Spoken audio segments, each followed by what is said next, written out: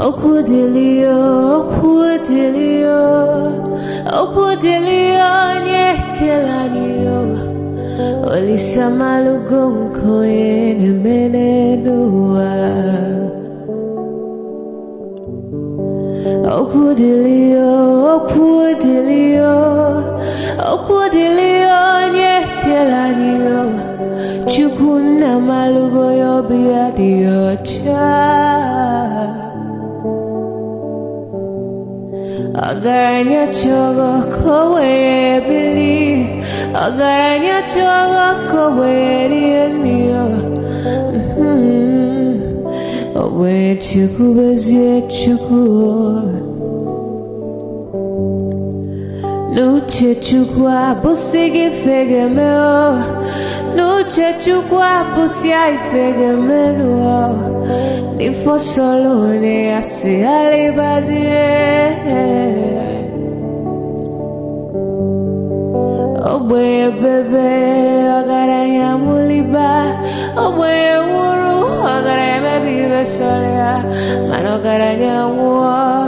Oboye afiozi enipa kwa. Agaranya chogo kowe bili. Agaranya chogo kowe rienio. Oboye chikubezio lisa.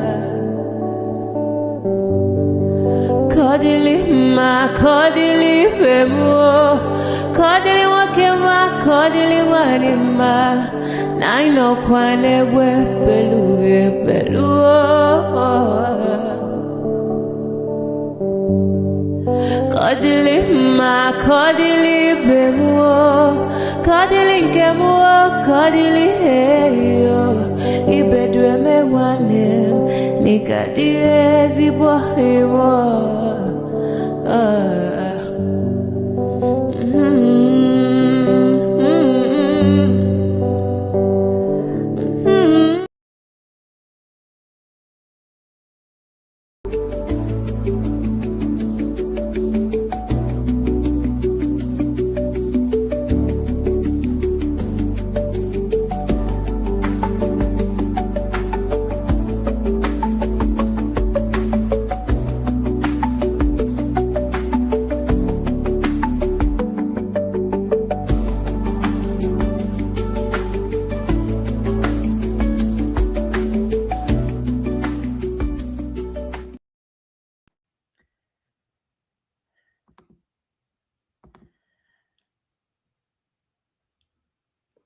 Hello.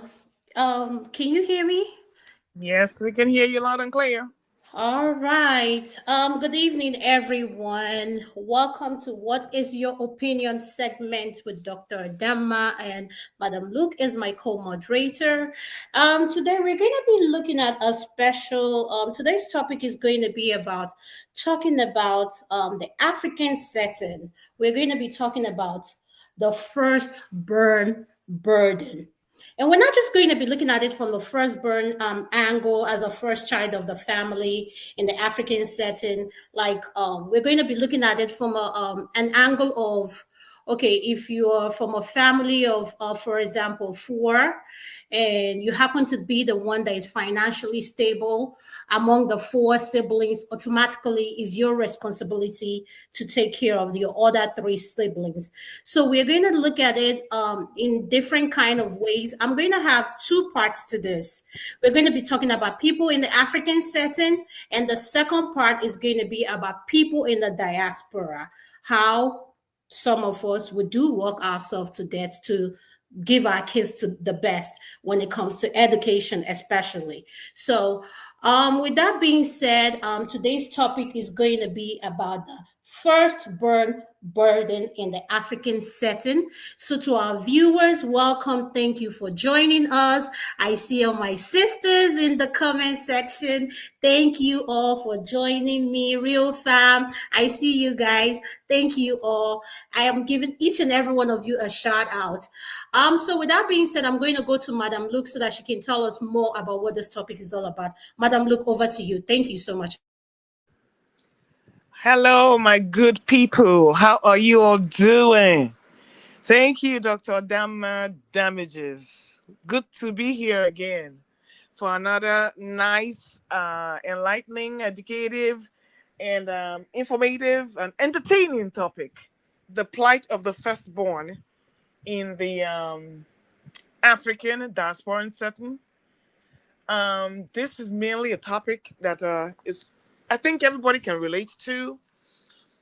Why there is so much expectation from the firstborn of a family to carry the burden to take care of the family members that the parents are unable to take care of. Is this a fair deal? And if not, what are the recommendations? What can be done? How can we reset this clock? How can we make things right so that way there's a balance and the firstborn is so entitled firstborn in the family is not embodied to put their lives on hold because they have to step into the roles of the parents. If you're in that situation, how were you able to navigate it? I'm a firstborn, and would I say fortunately or unfortunately, the females came before the man. So is this gender related? If there's a female that's the firstborn, is it the same role that can be accorded to her that a firstborn male can take on? So how does this play out in your situation? I'm not going to say much about my circumstance, but I want to say that I'm the firstborn. I'm the first, and there are two girls before two boys. Actually, two girls before three boys, and it played out differently. So, how do you feel? What's your take on this? Let's have your opinion. Thank you.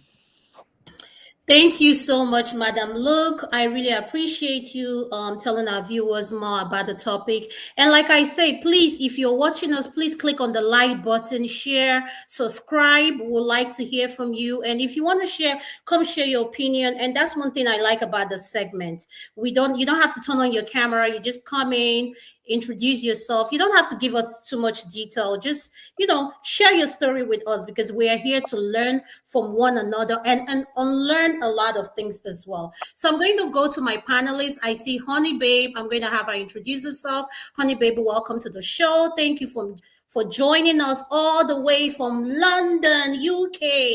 Yes, Honey Babe, can you unmute and say hello to our viewers? Hello, everybody. Hello, Sister Luke and Dr. Dan. I hope you're doing well.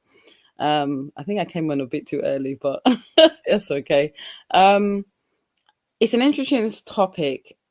I mean, I don't know whether this is the right time for me to talk because I'm obviously going to be talking from my own perspective, which is just introduce yourself, then I'll come to you for you to talk. Just introduce yourself. So yeah, my name is Honey Babe, aka accountability prefect. Based in the UK, in Essex, actually, just outside London. So not quite London, but in Essex, the surrounding suburbs. So yeah, that's just me. Nice to meet everybody. Thank you so much, Honey Babe. Femo is in the building. Femo, welcome to the segment. Could you please unmute and just introduce yourself? Hi, my sister Adanma. Been a minute. How you doing?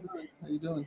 So yeah, I mean, just here to, as usual, contribute one's own opinion to matters which, in this case, might seem not to be important, but is actually vital, especially in this day and age as ever before. So yeah, I'm just here to be part of the discussion as usual. Thank you so much, Femi. I really appreciate it. Misty. Oh my God, your sister is here. Misty, how are you doing? I'm doing great. How are you doing, Dr. A? I'm so grateful to be here. How, Honey Babe? How are you? Hi, Miss Luke and Femi. I'm glad to be with you here. I am Misty, and I am in North America. That's all. I can Thank you say. so much, Mr. Obey. You're joining us early today. Thank you, sir. I really appreciate it. Could you please introduce yourself, sir? Yeah, Dr. Adanma, when you are off, you have all the time to do the deal. My name is Osazuwa Brown Eguavon, aka Obe. Live from New York. Everything good. All right. Thank you, The sir. perspective is good to discuss. I would love to be in the house. Thank you. Thank you so much. Mr. Revolution. Oh my God, my brother from Europe. Thank you, sir, for always contributing. Could you please introduce yourself and so I can know you're there before we go straight to the topic? Yeah, good evening to everybody. And this revolution from Stockholm, Sweden. We are trying to run a revolution in that country to change both the culture and the system of that country, including the burden to a first child or whatever. It's a lot of burden. Thank you. Thank you so much, sir. All right, with that being said, let me play our first video so that we can get right to it. All right, let me share the screen.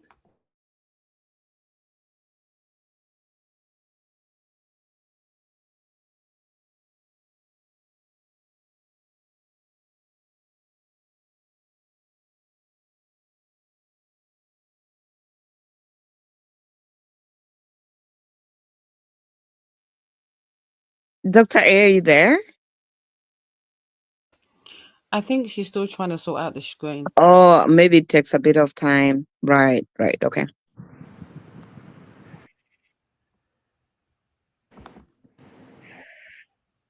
How can they give birth to 8 children? They did not train anyone. And they're expecting you as the first daughter to train them. Are they okay? Parents in the house, be very careful. That I'm a first child does not mean I should be the one, especially when they're still alive, healthy and hearty to do something. My father said he wants to renovate his house. Do you have job? This is the reason why many youths are under pressure. Because our parents want to reap when it's not time for them to start reaping. Why are you prostituting? My father does not have. My father is suffering in the village. Other people in the village, are they better than them? Go and look at some lazy fathers. They are the ones that don't care about the joy of their children in marriage. He has money, go where? He will take care of you. Because you as a father, you failed. There are some people in marriages that cry, mommy, I'm dying here. Mommy said, don't come out, oh. Don't come out, oh. Stay there. He's giving us money every month. My Oga Buchione, my one and only in-law, and they will give your mother 200,000. But you are dying. They don't want to speak up and call your husband to order so that he will stop giving them money. If they talk now, hey, he will not give us again. Parents in the house, be very careful. From the onset, let your children's husband or their wife know who you are. That you can't be bought by material things. The joy of my child is better than silver and gold. Your siblings are not your full responsibility. You only help if you have. If you don't have, relax. There is an age my parents will reach and okay, it's now time for all of us to start taking care of them. You are the first daughter. You are training the 6 siblings inside school. From which salary? They are indirectly pushing you into prostitution. You should reject it. How can they give birth to 8 children? They did not train anyone. And they're expecting you as the first daughter to train them. Are they okay? Parents in the house, be very careful. That I'm a first child does not mean I should be the one, especially when they're still alive, healthy and hearty to do something. My father said he wants to renovate his house. Do you have job? This is the reason why many youths are under pressure. Because our parents want to reap when it's not time for them to start reaping. Why are you prostituting? My father does not have. My father is suffering in the village. Other people in the village, are they better than them? Go and look at some lazy fathers. They are the ones that don't care about the joy of their children in marriage. He has money, go where? He will take care of you. Because you as a father, you failed. There are some people in marriages that cry, mommy, I'm dying here. Mommy said, don't come out, oh. Don't come out, oh. Stay there. He's giving us money every month. My Oga Buchione, my one and only in-law, and they will give your mother 200,000. But you are dying. They don't want to speak up and told your husband to order so that he won't stop giving them money. If they talk now, hey, he will not give us again. Parents in the house, be very careful. From the onset, let your children's husband or their wife know who you are. That you can't be bought by.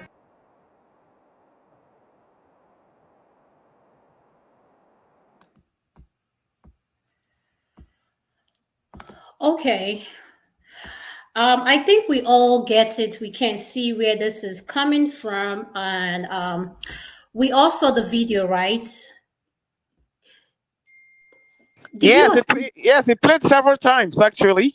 All right. So, Madam Luke, I'm going to come to you last. Let me start with Honey Babe. Honey Babe, what is your opinion on the video? Forefathers, welcome to the show. Thank you very much. Call me a bit of a surprise that I'm starting first, but that's fine. That's fine. Obviously, before you start, I want to say something. Before you start. To our viewers that are listening and they are going to be on the comment section, please be respectful in the comment section. The comment section is being monitored. Yes, I have the right to put you on a ban, and I will. I won't hesitate to do that. You have to be respectful. We agree to disagree on this platform respectfully. If you don't like what we're saying, please feel free to come in and share your opinion with us. And once that is being said, I'm going to have a timer for each and every one of us. So it's going to be 5 minutes. And once your 5 minutes is up, you have to stop. And once a panelist is speaking, you cannot interrupt. Wait for them to finish, then you can push back. Then we can have that argument. Honey Babe, go ahead to you. Your 5 minutes starts now. Go ahead. Thank you very much for all those conditions. Hopefully it will be a very nice show. What I will say is that obviously I'm coming from a different perspective. And for me personally, living in diaspora, being born and brought up in the UK, even though I'm the firstborn, I've never really had that pressure. In the sense, yes, I have the responsibility as the eldest child, but all my siblings and all my immediate family are in the UK. So I don't really have that. I don't really have that pressure. But one thing I will say is that personally, I think when it comes to children, I think there has to be a conversation that has to be said that you need to plan for your children. Now, if you want to have 8 children, be very much aware that you're going to have to, it is your responsibility as a parent to cater for those children, every single one of them. It's not for you to have the first child and then have this pressure on the first child to now train and look after the rest of the siblings. It's not fair on her. I think the ultimate responsibility is on the parents. If you choose to have a football team, then you have to take responsibility for all the children that you have. I think very much in diaspora, there is this thing where you have to plan for your children. If you have 2 children or 3 children, know at the back of your head that you have to take responsibility for those 3 children if you choose to. I think it's very dangerous to have children and not think about the future and think that, okay, if I have the eldest child, it is their responsibility to cater for the 7. It's not fair. You're having children that should be in school, should be focusing on enjoying their youth. And at the same time, if you're still on this earth, I believe that it's the ultimate responsibility as you as the parent, if you're still living and you're still able-bodied, to cater and to take responsibility for the children that you have. I know that it's going to be controversial because people will say, oh, she's saying that because she's not based in Nigeria. But I just think that it's critical thinking and just, I don't know how it makes sense to think about, okay, what can I cope with? If I can only cope with 1 child, I'm only going to have 1 child. If I can cope with 3 or 4 children, then best believe I have to cater for those children, every single one of them. I think that's all I have to say at the moment. Thank you. Thank you so much, Honey Babe. I'm going to go to Femi. Femi, could you please unmute? What's your opinion on this video? Femi, are you there? Oh, yes, I am here. Okay. So I'll take it from where my sister just spoke, just nicely elucidated. So coming from the angle of the fact that, like a lot of us, I initially grew up in Nigeria, two different sections of Nigeria, matter of fact, but still similar situations in a lot of way. And then trying to like align it with the video we saw. I mean, I'll use the case of this ethnic group in Ghana, and that's not to say that that's the only place where you see situations like this. It's even a lot more burdensome when the individual is not just a firstborn, but also the daughter, because I don't know, some of us may be aware that we still have what's referred to as matrilineal societies, just like you have majority patriarchal societies in Africa, where the lineage actually is looked at from the angle of the female.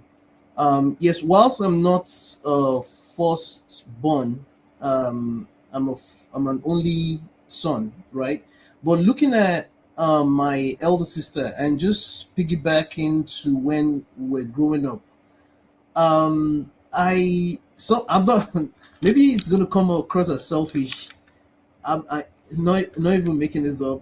There are times I was always thankful that I was not the first, because I could just from, and that's not to say that my our parents were necessarily harsher when it came to, I mean, we're extremely harsh.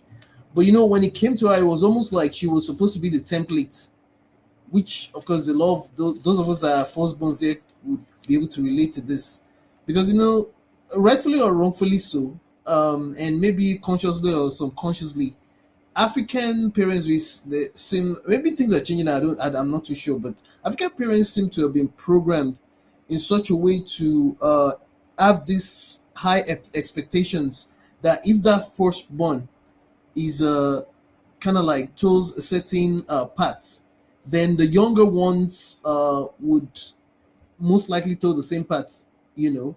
And because of that, the burden even extends to the fact that even that firstborn, male or female, and I believe the females shade it when it comes to this in terms of the extent of the way the burden goes. They carry this extra toga of not wanting to disappoint, whatever that means, the parents. And of course, there's situations where it becomes even doubly more extreme. Situations like when if the mother passes on too early, like at a younger age, it becomes even uh, more intense, if for lack of another word. So but I think the part where that's a bit concerning, which already is, I don't want to beat it beyond what has already we've already seen from even the video. The part that really can be concerning is thinking that if that firstborn is not doesn't succeed economically, then is a failure. That's the part that can really be even psychologically uh, debilitating, if you will, you know. So I mean, it's still a thing up until today, as far as I know. But I don't know where we got the thoughts from that the firstborn has to be the all in all. But it's something that's obviously is very concerning, and that's why I think it was a topic that's pretty incisive for today. Thank you so much, Femi. I really appreciate your input. Misty, what is your opinion on the video that was just played, ma'am? Hi. So my thing is, I think Femi, you made a very, very, very important point, um, which I will speak to at some point. So I'm a girl, and obviously you can hear from my voice, and I'm a firstborn, and in my family, I'll speak to my a bit to my experience and probably relate to that video. I'm a firstborn, I'm a girl, and I'm a lawyer. My experience is that that video, first of all, I find it to be very triggering for many firstborns. Um, Firstborns usually are born leaders, not because they actually even wanted to be leaders, but you are you are forced to be one because there's so many expectations out of you. You are you are modeled to be that example in the family and for everybody.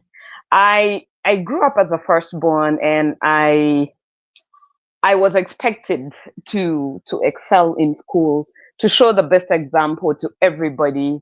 That expectation has never left my family or my clan. It's still what is expected. My experience, however, is that financially I didn't have that burden growing up. I got the best of everything. I got too much love from my parents, a lot of pampering.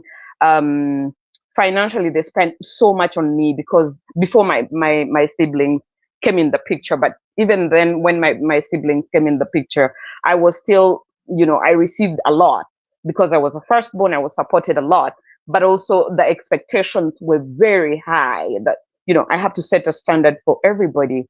um I, in my capacity, I didn't really have to take care of my family early in my life until at such a time when my parents became, um, senior, and then incapacitated because of medical issues. So I stepped in at that point in time. And I think at that point in time, I was just done with the university. I just started working. And I didn't want my parents to feel burdened with a lot of financial issues. I just wanted them to relax and, take care of themselves. But even when my siblings were at a point in their lives where they were, okay, done with school and working, I just feel I feel like as a firstborn, I have to meet certain obligations. Sadly, my mom passed on. But my mom passed on when I was, at least I was a big girl. But I have never really felt like, the pressure. I felt like there's an obligation on me, even when something is not said that I have to do it. I kind of find myself doing it and making decisions. And because now my dad is quite older and my mom is not here, I am looked at like the matriarch of the family. I'm consulted on everything, but also the way my parents brought us up as a girl. My family is a bit an African because I am entrusted with a lot of the family inheritance and decisions to make.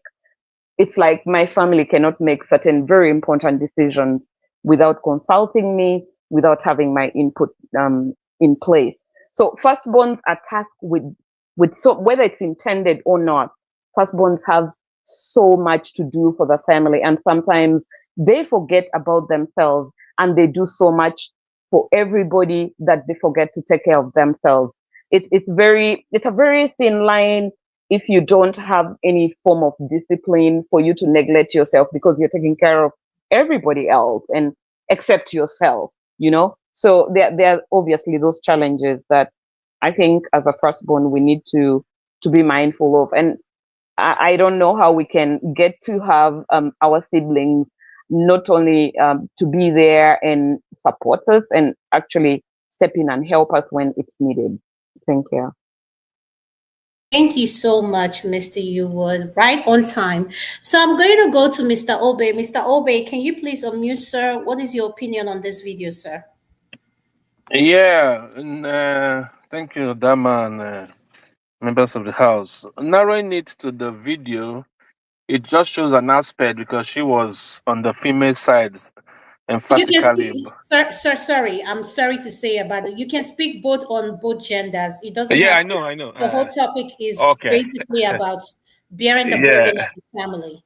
Luckily for me, I'm a fourth born. I'm not the first child, and but I ended up having an experience based on the fact that my earlier marriage was the first daughter or a first child.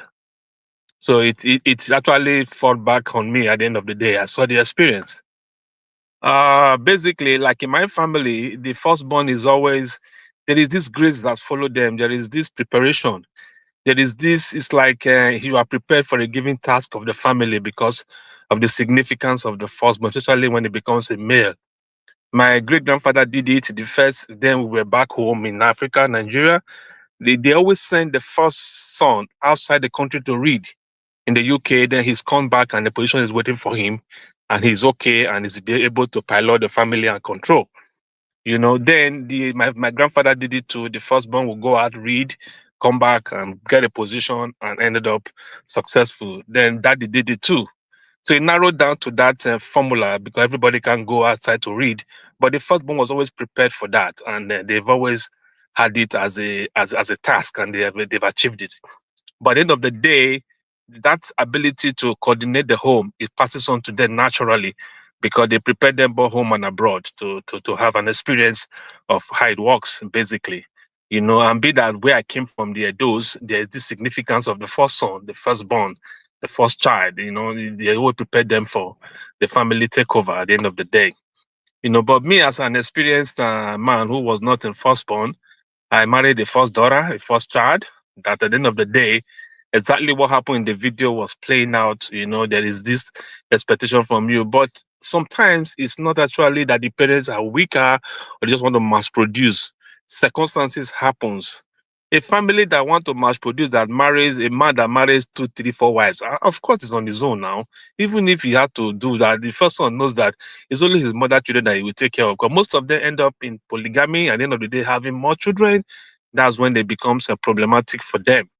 Like me, I tell them that they have shared the burden to each of the women angle in that regard. But as for me, the husband of my previous wife mother died, so the whole burden was on the mother who single-handedly trained them. There were 4 of them, and she was the eldest. So I married in.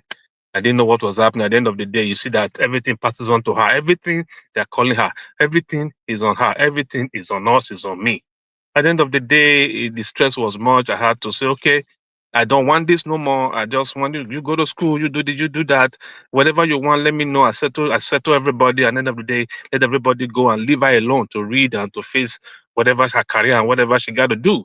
That was how it comes. The burden transferred automatically to you based on sometimes conditional, sometimes it's unforeseen circumstances, and sometimes selfish parents too who just want you to be like you are the first. You have to go whatever way you got to go, and you got to help the family out. At the end of the day, you see yourself with your conscience. You can't even say no to them because this looks like your blood, and it's like you naturally passes on to you because you see mommy is weak. Mommy has tried his best. Mommy has grown everybody alone. At the end of the day, you see yourself naturally, facing that pressure to assist her or to see that these kids also grow up to become responsible. So it naturally passes on to many of us or many that are out there without their input in the situation. But a selfish one this one that I will mass produce 8 children, 7 children who are single parent, man and a woman, of course you know that they're going to suffer it at the end of the day. So that experience was not funny. But at the end of the day, I think it had to do with the education. Because most of them, then they're not educated. They believe that if a woman takes in, you dare not take it out. It's like a taboo. You must give birth to that child. It's like a blessing to the family. You must not you remove a baby, or you must not say no to a baby, or you must not even wear protection. They just do it like that. But today, they now saw that it brought poverty, it brought pains, it brought a lot of hoodlums in the streets, and they couldn't even train as many of them that were out there. At the end of the day, the parents and everybody were regretting for mass producing. You see a man living in a 1-bedroom flat and he's having 4, 5 children. I mean, living in a two rooms self-contained, or living in a 2 rooms passage house, he's You having have 6 50 children. seconds You know, left. it's just a lot. So I think the firstborn thing, education is coming in, and many people are trying to get informed and aware, and they are trying to say, "Mama, you're on your own. No, if whatever you got to do whatever you can do." At the end of the day, my cross is my cross, and I carry it. Thank you. Thank you so much, sir. Revolution, could you please unmute? What is your opinion on this video that I just played, and in regards to the firstborn bearing the burden of the family, sir? Yeah, thank or you. someone who is financially stable bearing the burden of the family? Yeah, thank you so much for this opportunity to air my view. You see, I'm not the first son in my own case, but I'm not the first child, but I'm the first son. So it's almost the same thing.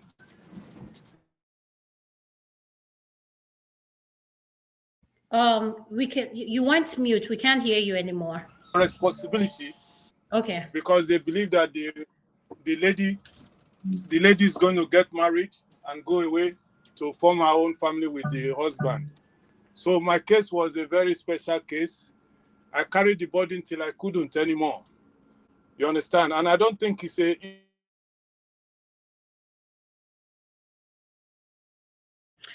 Revolution, you're breaking and you're saying something that really is interesting, but we can't hear you. You can't hear me?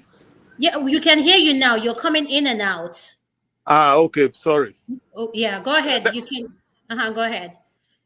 Okay, so what I was trying to say is that I'm not the first child, but I'm the first son. So it's the same. Because the way I come from, as far as you are the first son, we call it Yokbala, you are the one that takes care of everything. Because they believe that the girls will be married away to another family. You know what I mean? And in my own case, I carried a lot of burden till I gave up. And I don't think it's very wise. I know it's difficult to change this our African tradition, but putting a burden on one person has caused a lot of problem in Africa. I don't have so much to say about that because I don't think I can change anything. Thank you. All right, thank you so much, Revolution. I'm going to come to Abby. Abby, could you please unmute? What is your opinion? I don't know if you saw this video. Good morning, everybody. Yes, I do Abby have. is here. Yeah, Yeah, hi. She's Abby. here. She's here. Good morning. Hi, Abby. Hi. Misty, leave Abby alone. Okay, Where's okay. I'm Misty? sorry. Where's Misty I'm laughing? sorry. I'm sorry. It's okay. Go on. I'm a first child and a first daughter. And personally, I think my story is very similar to Misty. I've not had any financial burden. And I've also been, I guess, in a sense, the not important child, but the child that has been carried along for the most part of my life. And my parents don't play about me, and even my siblings, everyone is aware. However, I think that what people don't understand is that also comes with a lot of expectations. I have expectations to not let my parents down at all. I can almost not make even the tiniest of mistakes. And even through uni, I've studied what my parents wanted me to study. I basically had to do everything that my parents want me to do. Sometimes those are the expectations that come with that sort of situation. And another thing I've started to experience very recently, to the point where it probably is not exactly healthy, is anxiety. So my mom passed 4 years ago, and that came with this very odd burden of making sure, in quotes, that it wouldn't happen again, as if that is my responsibility, right? I can't control someone passing, but that's the sort of burden that I've had, to the point where I live in the UK, to the point where, for instance, I live in London, my brother lives in Manchester, and my sister lives in Birmingham. Those are my younger siblings. They went to uni there and just haven't come back. My sister is 19 and she's still at uni in Birmingham. To the point where if I get a landline calling me from any of these cities, I start to have a panic attack, because I'm wondering, oh my God, I can't, there's that, should I say, loss of peace of mind that has come. Similar to Misty as well, every little thing is run by me. My brother wants to change his job. He's calling me, asking for my opinion. Sometimes I don't even have the answers, but you kind of have to act like you do. So, yes, it's not always financial. Sometimes it's very much an emotional burden. Like I said, mine has even gone to the point of me having serious anxiety problems. So it can go that far. Same thing with my dad. I feel the need to always be on time. I feel the need to always, make sure everybody is good. My sister is having a play. I'm showing up even when it's not that big of a deal, because it's almost like there's a burden to overcompensate. So yeah, it's not always a financial burden. Sometimes it's just emotional, it's mental.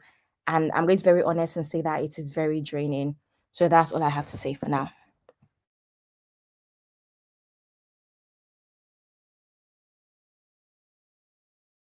Okay, thank you so much.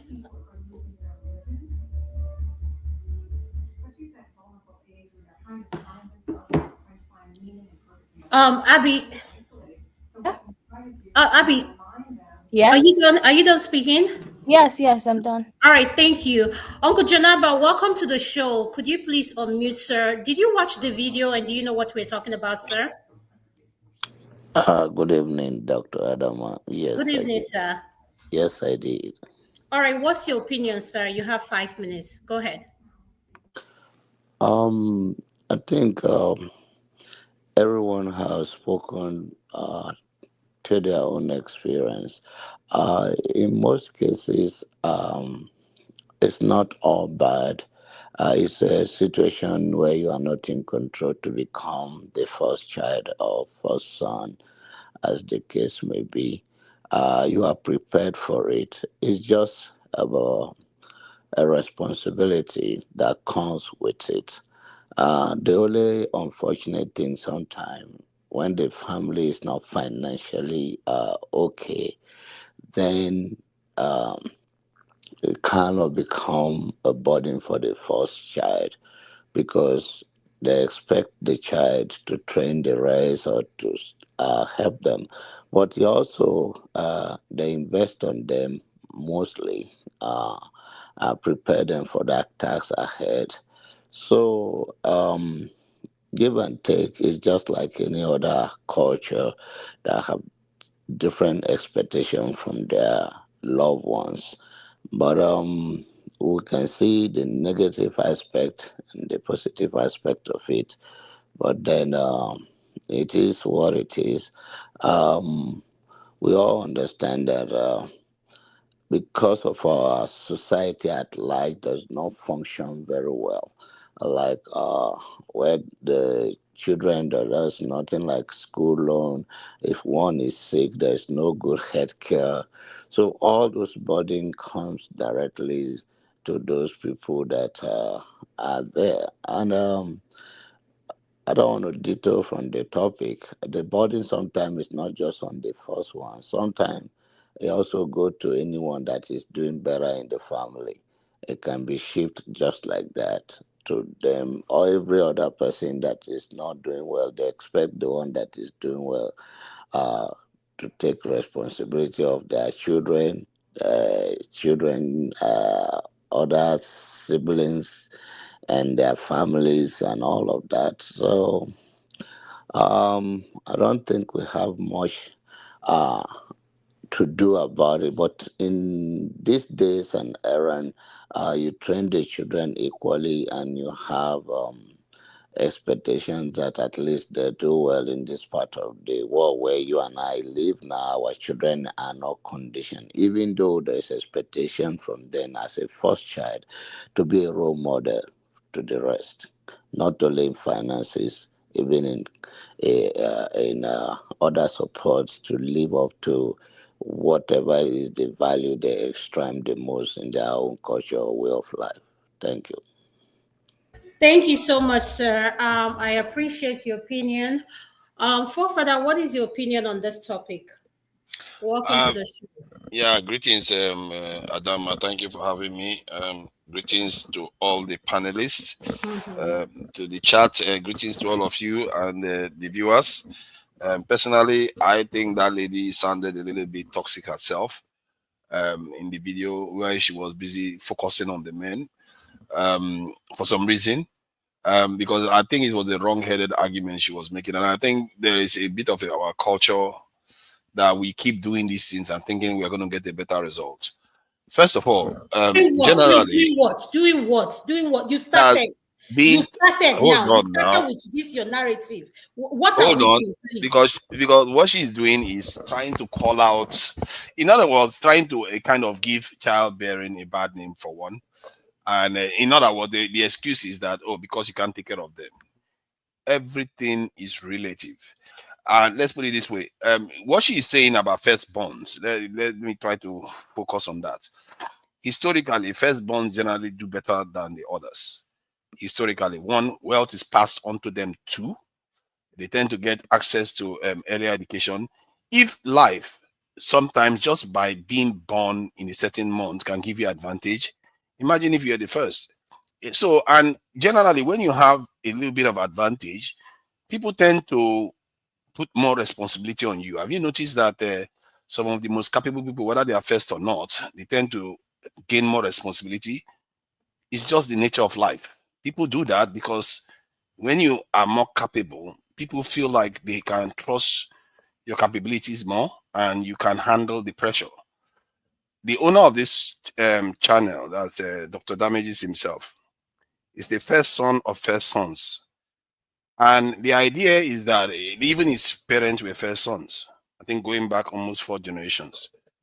The point is that it doesn't necessarily mean just because you are first, the burdens are a cause. Some people that are born in the middle, they say nobody cares about it. The last one seems to think that they have been spoiled. It means that the last born don't tend to do too well in life. And there is a reason why the firstborns do best, because one, they transfer wealth to them. Historically, they've been transferring wealth to the firstborns, because they carry the family name at first. So what she's calling out in that video, it's calling out a tradition that has been going on down the ages, that has been used to preserve family lineages. It's one thing to say, okay, you can argue that, okay, maybe the pressure shouldn't be too much on the firstborn. Then maybe you should also take their privilege away in terms of passing resources to them when the parent dies. Passing resources, who is the last born? Stop it. So you don't pass resources on to them when the parents die. They have advantages and they have disadvantages. And the idea that when they turn all these things to childbearing,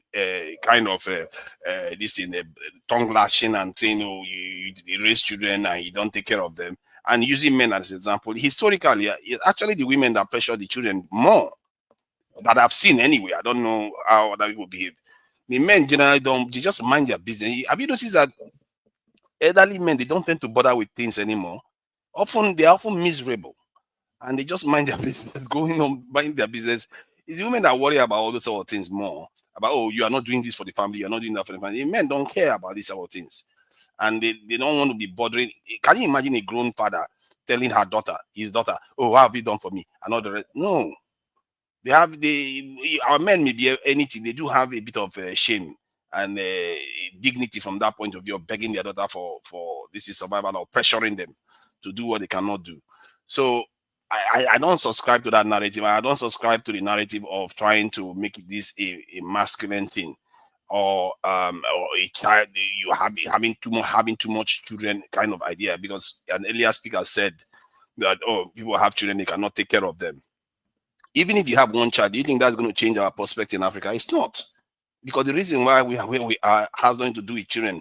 The Indians have 12 times more children than Africans.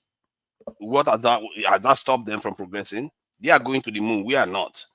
And we should be asking ourselves, maybe because we didn't have enough, that's why we are not even there. So China has 1.5 billion, 1.4 something billion people. Has that stopped them from being what they are today?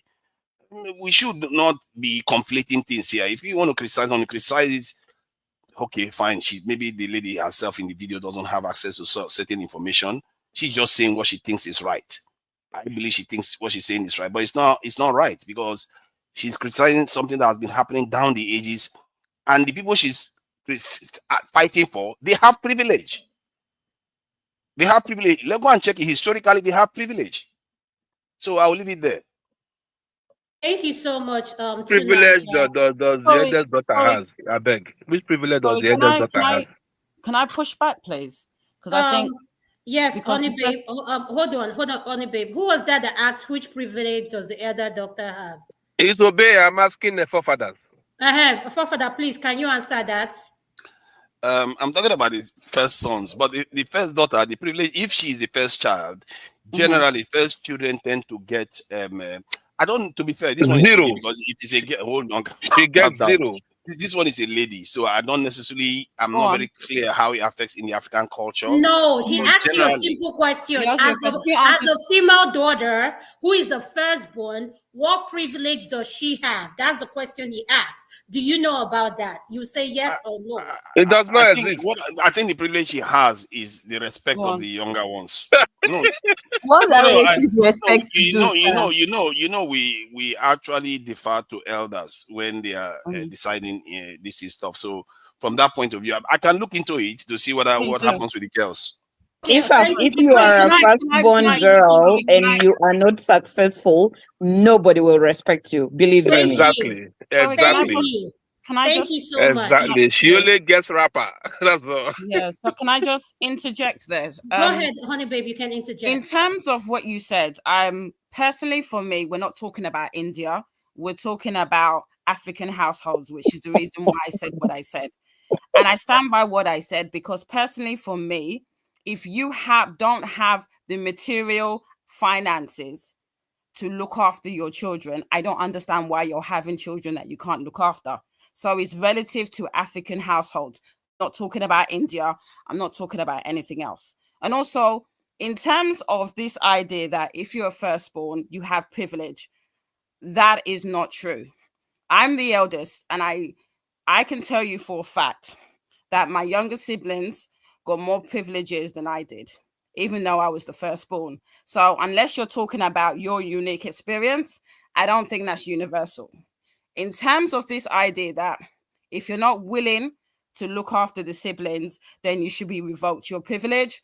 There's a lot of Caucasians in terms of inheritance. They will have wills and they will have generational wealth in which their children will now inherit when they are deleted. There is no expectation on a lot of Caucasian children that inherit their wealth to look after anybody, to look after their siblings. So I'm just a bit confused by what you're saying. Thank you. Because We'll come no, back let me to finish. I'm just confused by what he's saying because if you're saying about in order to gain inheritance, you should go back and you have to be the one that has to be pressured in financially, that's not the case because other cultures, they pass on their wealth and pass on inheritance and their children don't have that pressure. Thank you. You can look Thank at it you. from the sorry about that. And then in terms of the tradition, I know that I don't No, know how honey many babe, years we're ago. going to come back to that. No, I'm Hold just on. pushing back with everything he said. Okay, I'm hold pushing on. back. Yeah, that's what I'm saying. We're going to push, but trust me, if you keep pushing back, I know this person, this forefather. I That's know fine. I say him. what I say and then I move on. But I just want to say what I want to say because I'll forget it. I'll Go forget ahead. it. Go ahead. In Finish terms up. of tradition, we evolve as a community, as a society. The things that we did 1,000 or 500 years ago is not what we did today. There was a tradition, tell me if I'm wrong, where you used to delete twins. Do we do it now? No. So this assumption, because it's culture and tradition, that it's correct, I think that we need to have critical thinking because that's not necessarily the case. There are some traditions that we need to review. We're on a continuous journey to better ourselves as a community, and we shouldn't use the excuse that because it's tradition, we should keep doing it. Well said, honey babe. Thank you. Okay, so forefather, land your Yeah. point, then I'll go to Uncle Bernard, then Madam Luke. Go Yeah. ahead, land your point. If the topic was about firstborns or firstborn daughters, then that would be a bit more nuanced. No. Forefather, maybe you didn't listen to my monologue before we started. Today's topic is about being the first child of the family, both male or female, or being the child among your siblings. You are financially stable and you are the one who is supposed to bear the burden of taking care of your younger siblings because your parents are not financially stable enough to do it. That is what today's topic is. It doesn't have to do necessarily with just the first child. It can be, you can be the only son, you can be the fourth child, but among your siblings, you're the one who is financially stable, and you have to carry the burden of taking care of everyone, including your parents, as the one who is financially Yeah, stable? that is very interesting.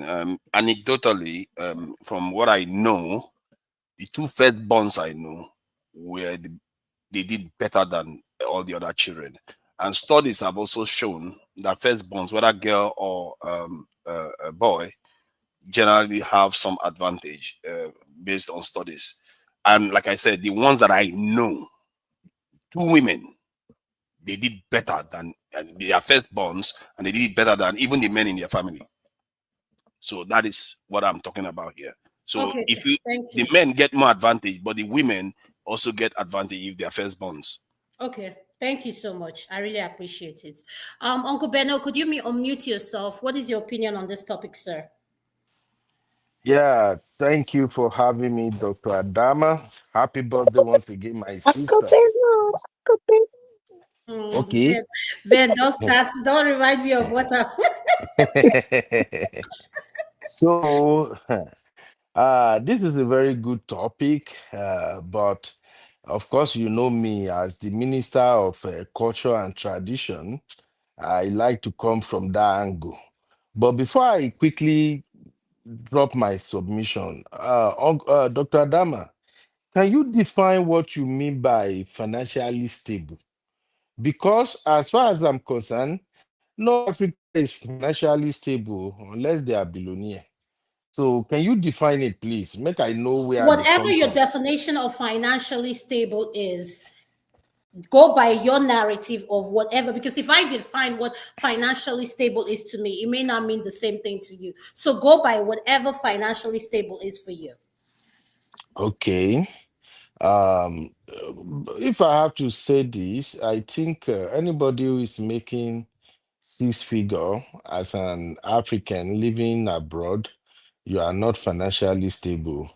You are just a little bit comfortable. So let me just say that first, and that is the angle I'm coming from. I see Sister Natu and my sister Meze, why they don't they drag my block course. Say me you Uncle Ben, pursue hold me on. for Can this I say studio. something, please? We have how many people watching? Can you guys please click on the like button, please? Support what we are doing. I don't know why we come here. It's so hard for us to just click the like button. Please, can you just support? We're not asking you to give us money. Just click on the like button. We appreciate it. Thank you very much. Go ahead, Uncle Beno. Oh, Ben, Thank if you you. start this night, you know what Um, yesterday was slash tonight. I'm ready for you. So just ah, keep on your tradition and don't take us to where we don't anticipate to go now. Just stay on the topic now. ah, okay, I will give you one bottle of Hennessy so that at least you go calm down small first. All right. So, make I speak in my VDM voice. All right. So, one thing I can say is this. As Africans, I've listened to Honey Babe and a couple of the member of the panel, and everybody is kind of like, okay, as African parent, you need to have insurance, you need to have retirement, you need to have this, you need to have that. But we know deep down, except for our sisters who were born and raised abroad, we know that our parents don't do insurance or anything back home. So, having said that, that means that whether we like it or not, we are still somehow responsible for them. I went back to watch the video you played, and that woman sounds like a very, very angry woman, to be honest. That woman sounds very angry. I don't know, maybe she's a pastor or a prophetess. But even though I want to agree with what she's saying to some extent, but I think she's missing a whole lot of stuff together. Yes, we might say don't carry too much responsibility.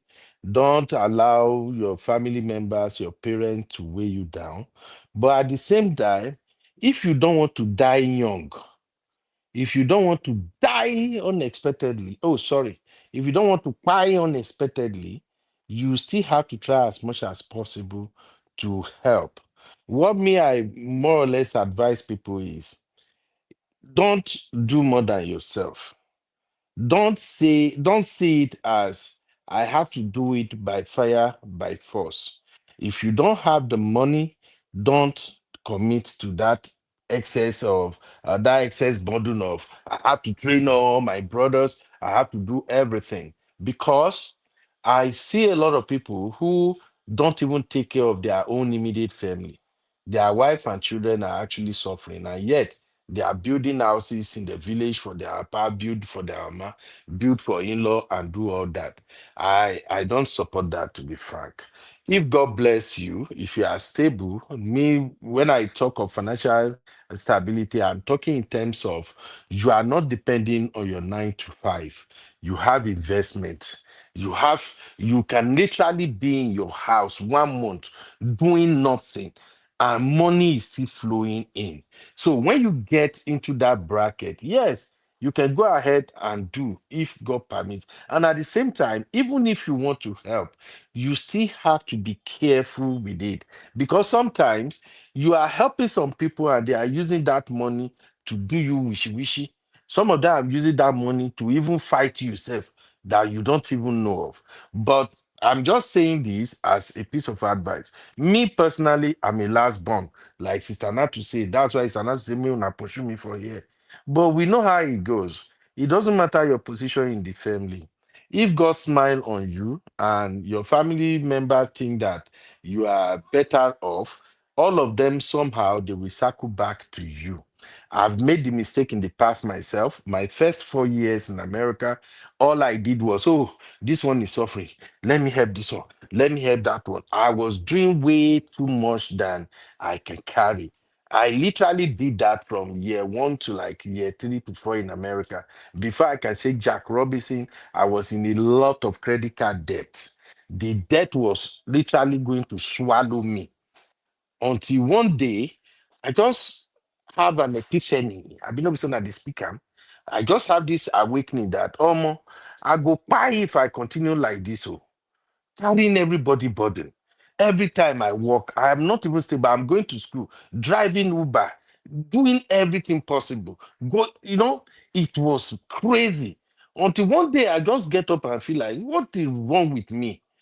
If I buy now, all these people will live their life, and I'm like, hell no. So I started defining what really constitute helping family. And I'm being honest, you, my sister, you know me already. I don't sugarcoat anything. So I started defining what fall under the category of help. Where am I financially myself? What really requires my attention and what doesn't require my attention? So I started with illness. If anybody is sick to the point that they rush this person to hospital and they need help financially, then I will step in. Two, if somebody is having a severe financial problem that when that okay, oh, these people maybe they lost their house, no rent or something, okay, I can stand in. Then if anybody calls me and say, my pikin school fees, oh, this private school, I cancel it. This is not my responsibility. So the moment I started doing that, I realized that sometimes even 6 months, I'm not responsible for Jack because I always ask for evidence. I go call you video call. I go take my eyes see. I go send my PA to go and check. They don't even know if they come. I will send their address and say, go to this place. When you reach there, you want to see this person. Tell them say your guy send you come. When you reach there, tell me what you see. And then he started paying off. I don't send my PA to somebody before. We say the person they do party and he they cry for my dear the previous day. When my PA go reach there, they do party, do celebration. I tell them, I say thank you. So I don't want to waste your time. I'm just saying that we can't run away from helping our assemblies, our parents, and everybody. But we just have to be honest with ourselves. Where are you standing financially first? Is your children okay? Are they living good? Even if the money no plenty, are they wearing good clothes? Are they eating fine? How about your wife? Is she okay? What about you yourself? So if you see that, okay, I'm stable, then look at your finances. What we are making right now, how much can you afford to give? If it is $100 that you can spare in a month, don't go beyond that. Don't worry, they will call you names. They will say everything, but at the end of the day, remember, if you buy, they will continue with their life. That's my submission, Dr. Adama. Thank you. Dr. A, can I make a pushback, please? Yes, go What ahead. do you want push? Uh-uh. Ben. Let him push. Oh, So I feel like Uncle Beno said he's the last born in the family. If you listen to his narrative, you can clearly hear that he's speaking from a point of a last born, that one child who is, they're usually the spoilt ones.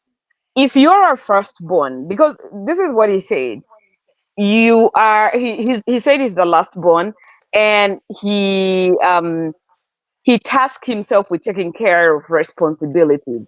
For starters, when you are firstborn, you kind of have no choice. It's like it's an obligation. It feels like it's an obligation upon you to take care of everybody. You don't have a choice over that. You are not going to sit around, wait until your family is doing okay, you're financially stable, your wife or your husband is happy, they are all dressed and they're happy. Then you begin taking care of your siblings. If you're firstborn, and this is maybe something firstborns have to deal with. You feel like your siblings have to be taken care of in school, in whatever circumstances they're going through. Your parents medically, you're taking care. You nobody even has to tell you to take care of that. It's like it's instilled in you. You have to do those things, so you don't have a choice. You know um like Uncle Beno said, that when he got to the US the first 4 years, he decided to do that. Firstborns do not have a choice. I mean, you can opt out, but there are expectations that are required of you. You're supposed to do certain things. So you cannot just sit back and say until my nuclear family are okay, then I can start extending a hand to let my sister or my brothers go to school. It doesn't work like that. I feel like your parents invest so much into you as a firstborn, and so now you have an obligation to do the same to your siblings. Thank you. Thank you so much, Misty. Uche, I will welcome to the show. Could you please unmute? Do you know what we're talking about and what's your opinion? Uche, are you there? Madam Adanma, I don't know how you can keep bringing more people into the panel when I haven't given my submission. Oh my, you know what, Madam Luke, go ahead, speak. Go ahead, speak. Sorry, hi, Jesus. Go ahead, speak, Yeah, ma'am. yeah. Go ahead. All right. Good evening, everybody. Good to see everybody again. You are wonderful as always. You give me joy to see that our panel is full right at 5 minutes after the show starts. This is wonderful, my people. Keep it up.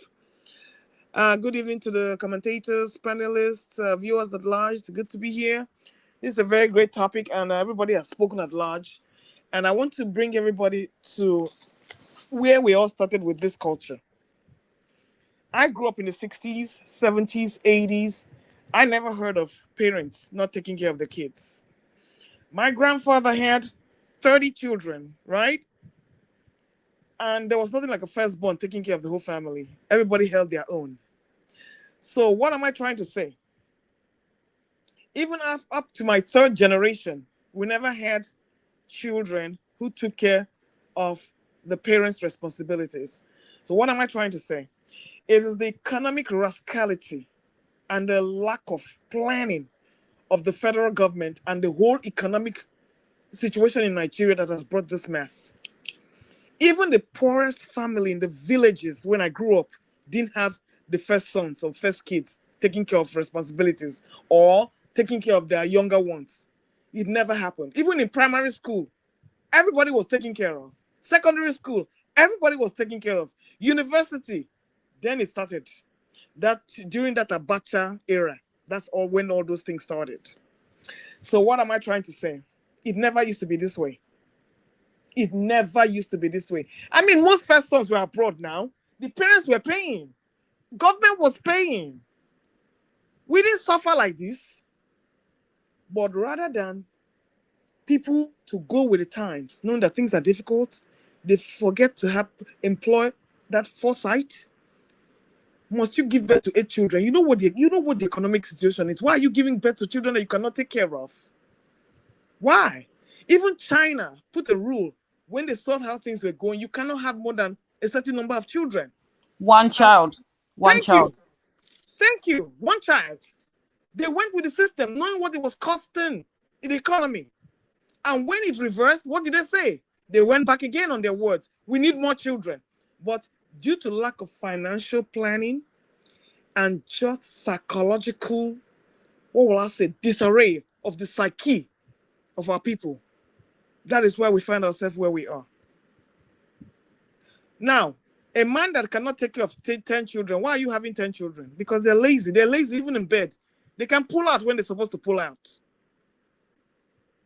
And then they expect the children to take care of the responsibilities that the parents could not pull out. Okay. Yeah, they can pull out. They're too lazy. Pull out for where? After drink, pull out from the well. You know, pull out from the honey pot. They understand. They understand. They understand. Yeah, you need to have some form of birth control. If you cannot go to the doctor, then do the natural method, the way you don't have to, spread your seed all over the place. And not only that, even the people that are the poorest church rats will even engage in polygamy. Who are you expecting to take care of all these children? So I think it's partly to blame of the society, and also the people involved who don't know how to, use their tongue to count their teeth in their mouth. So having said that, are we going to avoid this? The burden is always going to be there, and it's not necessarily on the firstborns, because right now, even the firstborns can't even hold their own. So it now falls on the responsibility of whoever is most capable in the family. It might not necessarily have to be the firstborn. Now, having escaped that, it will always be there. Firstborn, secondborn, lastborn, you would have to always step up, because you cannot see your parents suffer. We have too much emotional ties in Nigeria that you will not see your parents suffer. You will see your siblings suffer, and you want to help them. Some of them are just like selfish. They just bone you and say, you know what, every man for himself. We've seen that too. And that's why you have people go do kidnapping, people do all kinds of things. Now, let me flip it back. Even we that we are taking care of, what burden do we face now? We're facing the burden of who's going to take care of our parents. That is the burden. We who have been taken care of very, very well, we're not facing the burden who's going to take care of our parents. Now, my brothers cannot take care of my parents. It always falls down to the girls. And I always tell you, if you don't have a girl child, I'm sorry for you. I'm really sorry for you, because only a girl child can take in the parents, take care of them, take their responsibility. A male child cannot, especially with his wife. So you see, this burden of the first child is not necessarily when you have to take care of your siblings. You have to take care of your own your own parents who have taken care of you. On that note, the firstborn, secondborn, thirdborn is always going to be there because of our emotional ties. So you just have to find out how you can navigate that and say, you know what, I just need to learn how to set boundaries. You do what you can. And in all honesty, you have to work as a team. There is nothing like a firstborn. You have to enlist the help of your siblings in whatever capacity they can do, and you all have to work together so the burden is not too much on one person. And finally, I must say, self-care is first. If you don't take care of yourself first, you can never take care of anybody else. That burden is going to be a burden, but you have to moderate it, and you have to use common sense to do that. To navigate that circumstance. Thank you. Are you sure you're forgetting something, though? Are you sure you're finished speaking, madam? No, I'm not finished speaking. Now, the time of the moment. Dr. Adanma's birthday, we have to give her a shout out. I'm sorry. We have to give her a shout out today. Dr. Adanma's birthday. So we have to give her a happy birthday. Yesterday, so. Yes, no, we're celebrating it today. We're not doing it yesterday. We're celebrating it today. So, go, happy birthday to Adanma. Can we sing a happy birthday song, people? Yes, we can. Yes, sorry, thank you for reminding me. Happy birthday to you. Where's Uncle KJ? Uncle Ben, I can't hear your voice. to you. Cha cha cha. Happy Ben, I'm not birthday, hearing dear your voice, so Adama. Cha happy cha Happy cha. birthday Happy to birthday you. to We wish you you. many happy Two returns, returns, long life, life, and and prosperity, isn't it? prosperity. Hip, hip, hip. Hooray! Hooray! Hip, hip. Hip, Hooray! hip, hip. Hooray! We love you, Dr. Adama. Thank you for being here. Many more, many more, many more, many Many more. more Thank years. you. Thank God for thank your you so life. much. Please, if I can just Thank you. say This is a one terrible quick band. word. If I can say one Is quick it word bad? for Dr. Adama, please, Yes. Dr. Adama, we love you. God bless you for your new age. Let me remind you, you are growing older. Turn down your bass, boss. Uncle Beno, stop Turn it. down Stop. Uncle See, Ben, that, you Uncle that's see, it, Beno, because I stop. I'm know gonna you were mute going there. you. You think I didn't know where you were Mute going? him, Joe. Nonsense. Mute him. Uncle Beno is always depressing. Very depressing. I know. He does it on purpose. It's a Thank you cultural. so It's a much. it's a cultural. What will I say? Cultural defect. Let's put it this way. Happy birthday, Dr. A. Thank you so much. Happy I really birthday, Dr. appreciate Dana. you guys. Thank you so much. You guys are the best. I'm not in Yeah. celebrating mood. You guys know. Happy birthday, Yeah. Dr. Dama. Yeah. Thank you. Yeah. Happy birthday, Adama. If I may respond to Madam Luke before she gets away with what she just said. If you may what? Is that how you just say happy birthday? Say it properly, I beg. Happy birthday. Yeah, haven't you had enough from the panelists? No, you're not saying it for say it the way you should say it. You're in my Happy show, so say birthday, it. Dr. Adama. Mm. He's like moving on. Dr. A, we are done. Moving on, let's get back on the serious topic. All right, go ahead. What's your pushback? What's your pushback? Go ahead. To Niger. What is your Yeah. pushback? Before China had this one child policy, because she seems to make this issue of about childbearing often. They were about 1 billion in population already, and compare that to Nigeria, not even close, or many African countries.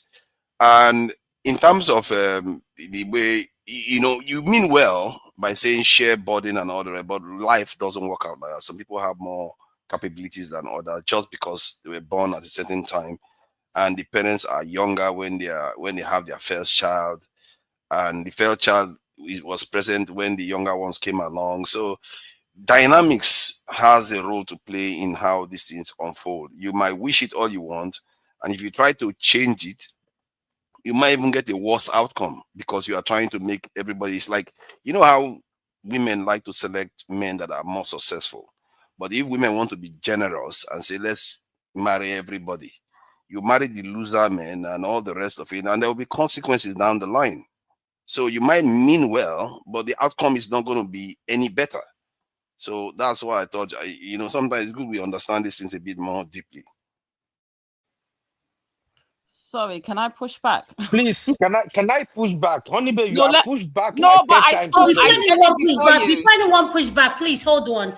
Uche is here. I just want to make sure Uche is here, or he's not here. Uche, can you hear us? Could you please unmute? Uche. Hello.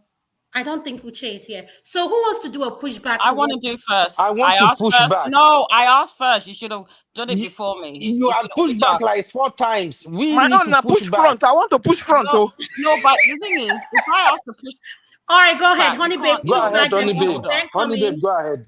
Okay. I think I come back to what Sister Look said, and I really loved what you said. There has to be communication. I think the person forefathers keeps talking about, you seem to equate being a firstborn with having privilege. That's not all the case, and we talk about not generalization, not being general. I've seen families where the lastborn is more successful than the firstborn. I know that that's not in every situation, but you're assuming that every case is the same. In terms of what Sister Luke said, it's a case of having conversations. For instance, there could be a dynamic where you have 4 kids And the first one could be struggling. I know you seem to believe that that's not the case, but there are cases like that. And then you could have the bottom two where they're more successful. You have a conversation with the family that, listen, us two are doing quite well. Let's help out. And in some cases, it could even be the younger sibling that's helping the firstborn. I've heard cases of that. So what I'm trying to say, there has to be communication in terms of how the dynamics are in a family. Don't just assume that the firstborn has a privilege. I've mentioned that my parents brought me up very strictly, and I know that because I was the firstborn, my younger siblings had more of a privilege than I did. I bought my first house and my parents refused to contribute to the deposit. They bought my sister her own flat, my younger brother their own flat. I was a bit upset, but I'm glad that I struggled because it made me stronger. But what I'm trying to say is that my younger siblings got a lot more privilege than me, the so-called firstborn. So, and also in terms of what Sister Lukin said of the whole retiring and everything, I think there has to be conversations to be had. Do they have investments? Talk about power of attorney. Talk about how are you going to navigate when your parents are going to get older? Are you going to have a power of attorney? Are you going to have a discussion about, do I need to renovate my house? So there's a granny annex to make sure that they live in my house, or are you going to put them in a care home? These are conversations that need to be said now. And it's all about communications and having plans in place so that you don't get to a stage where we have this thing of, the older sibling has to help out. Have these conversations now. I don't know if I'm making any sense. Very important. It Yes. made perfect Thank you sense. so much. I Thank agree you. with what Dr. she Adama, said. I just give No, an 15 example of seconds, what 15 happened to me. seconds before I step out. See, I agree with what she said. The reason why the two ladies I know did very well, she described practically the same experiences. Sometimes when you have negative experiences, feeling like you are not being treated fairly, it drives you to succeed even better than the others. So that could also account for it. Thank you. Thank you so much, Dr. Adama, I just paint a you can go scenario. ahead, sir. Yes, you can go ahead, sir. Myself? Yes, you can go ahead, Yes. sir. Okay. In my own scenario, the person that was next to me in my father's house, I'm 14 years older than the person. 14 years. Then I have four of them under. You see, at that point, there's already a break in between old man's age and his firstborn. So firstborn was actually abroad, taking care of everybody. So he came home, brought a business back home, a container and all that, and the whole thing went south. So he went back, distorted and disorganized, and off his phone. That was the end of hearing from him for 10 years. At that point, I was able to reach out to him and say, what's up? What's happening? And all that. He now told me that, man, look at what happened. And he begged me to help take care of old man and other things that I got to do according to my own capacity, because I was the next capable person in the house. You see, event happens, things happens around homes. So at that point, I took it up and I was sorting out everybody. I had to travel from US to Europe to see him, to assess him and see that he's not depressed or something, to encourage him and to make sure I lift him up so that he will understand. He's almost 7 years ahead of me. He's a big old man, you know. But at the end of the day, I was able to carry on the work. Conversation matters a lot in this thing. If he just ran away, he doesn't want to do because everybody was trying to, depress him and he gave up and all that, that can even make you fall down. But as siblings, you must communicate. You must believe that the youngest person can be the breadwinner. It doesn't really matter, but the blessing can come from anywhere. And at the end of the day, thank God I was there to cover up. If not, everybody would have just dropped down. But thank God that's how it works. So it doesn't work the same way for everybody. Thank you. Thank you so much. Uncle Beno, what is your pushback? Then I'll go to Chem. Uncle Beno. Okay. Thank you, Dr. Adama. I thought you forgotten me. Yes, I want to push back on what Madam Luke said. But first, I just wanted to ask, is this content, the audience for this content, is it for Americans in abroad or Americans at home or both? General. Because there is a reason I'm asking. The situation that Nigerians or Africans at home found themselves is not the same with those of us in the diaspora. That's why I want to say that. And on that note, I just wanted to push back on when Madam Luke said those men, they should learn to withdraw. Madam Luke, do you know the psychological stress that comes with a man being at a point What does that where have to do he's with what, bro? supposed to Brent, go are you into? okay? No. Hey. It might sound like a joke, but it's a serious matter. It's a serious matter. So, Madam Luke, you are saying a man who has worked so hard to get to where he found himself and who is going so good. The acceleration was perfect. When it was time to Ben, this achieve his goal, vacation is not he has helping you called because me. you are Dr. taking this Adama, conversation wait. to somewhere else. Dr. Adama, wait. When a man get to that point where he want to kind of pass out, the main thing you are saying withdraw. It doesn't apply in Africa. That is a mistake. I will not withdraw. I don't think any of my Yay. brother here remember to withdraw. Let's look for Yay. another solution. That is my pushback. Thank you. I beg. I have to take this. I'm sorry. I have to take this. Uncle Ben. Go ahead, Jesus. You see, this is the reason why we found ourselves where we are. We lack discipline. Can you imagine what Mr. Beno is just saying? Yes, So, in the whole grand scheme of things that we discussed here, your reaching your pinnacle is the greatest is the greatest benefit to what this quagmire that we are finding ourselves. Maybe it causes migraine headache. You don't know.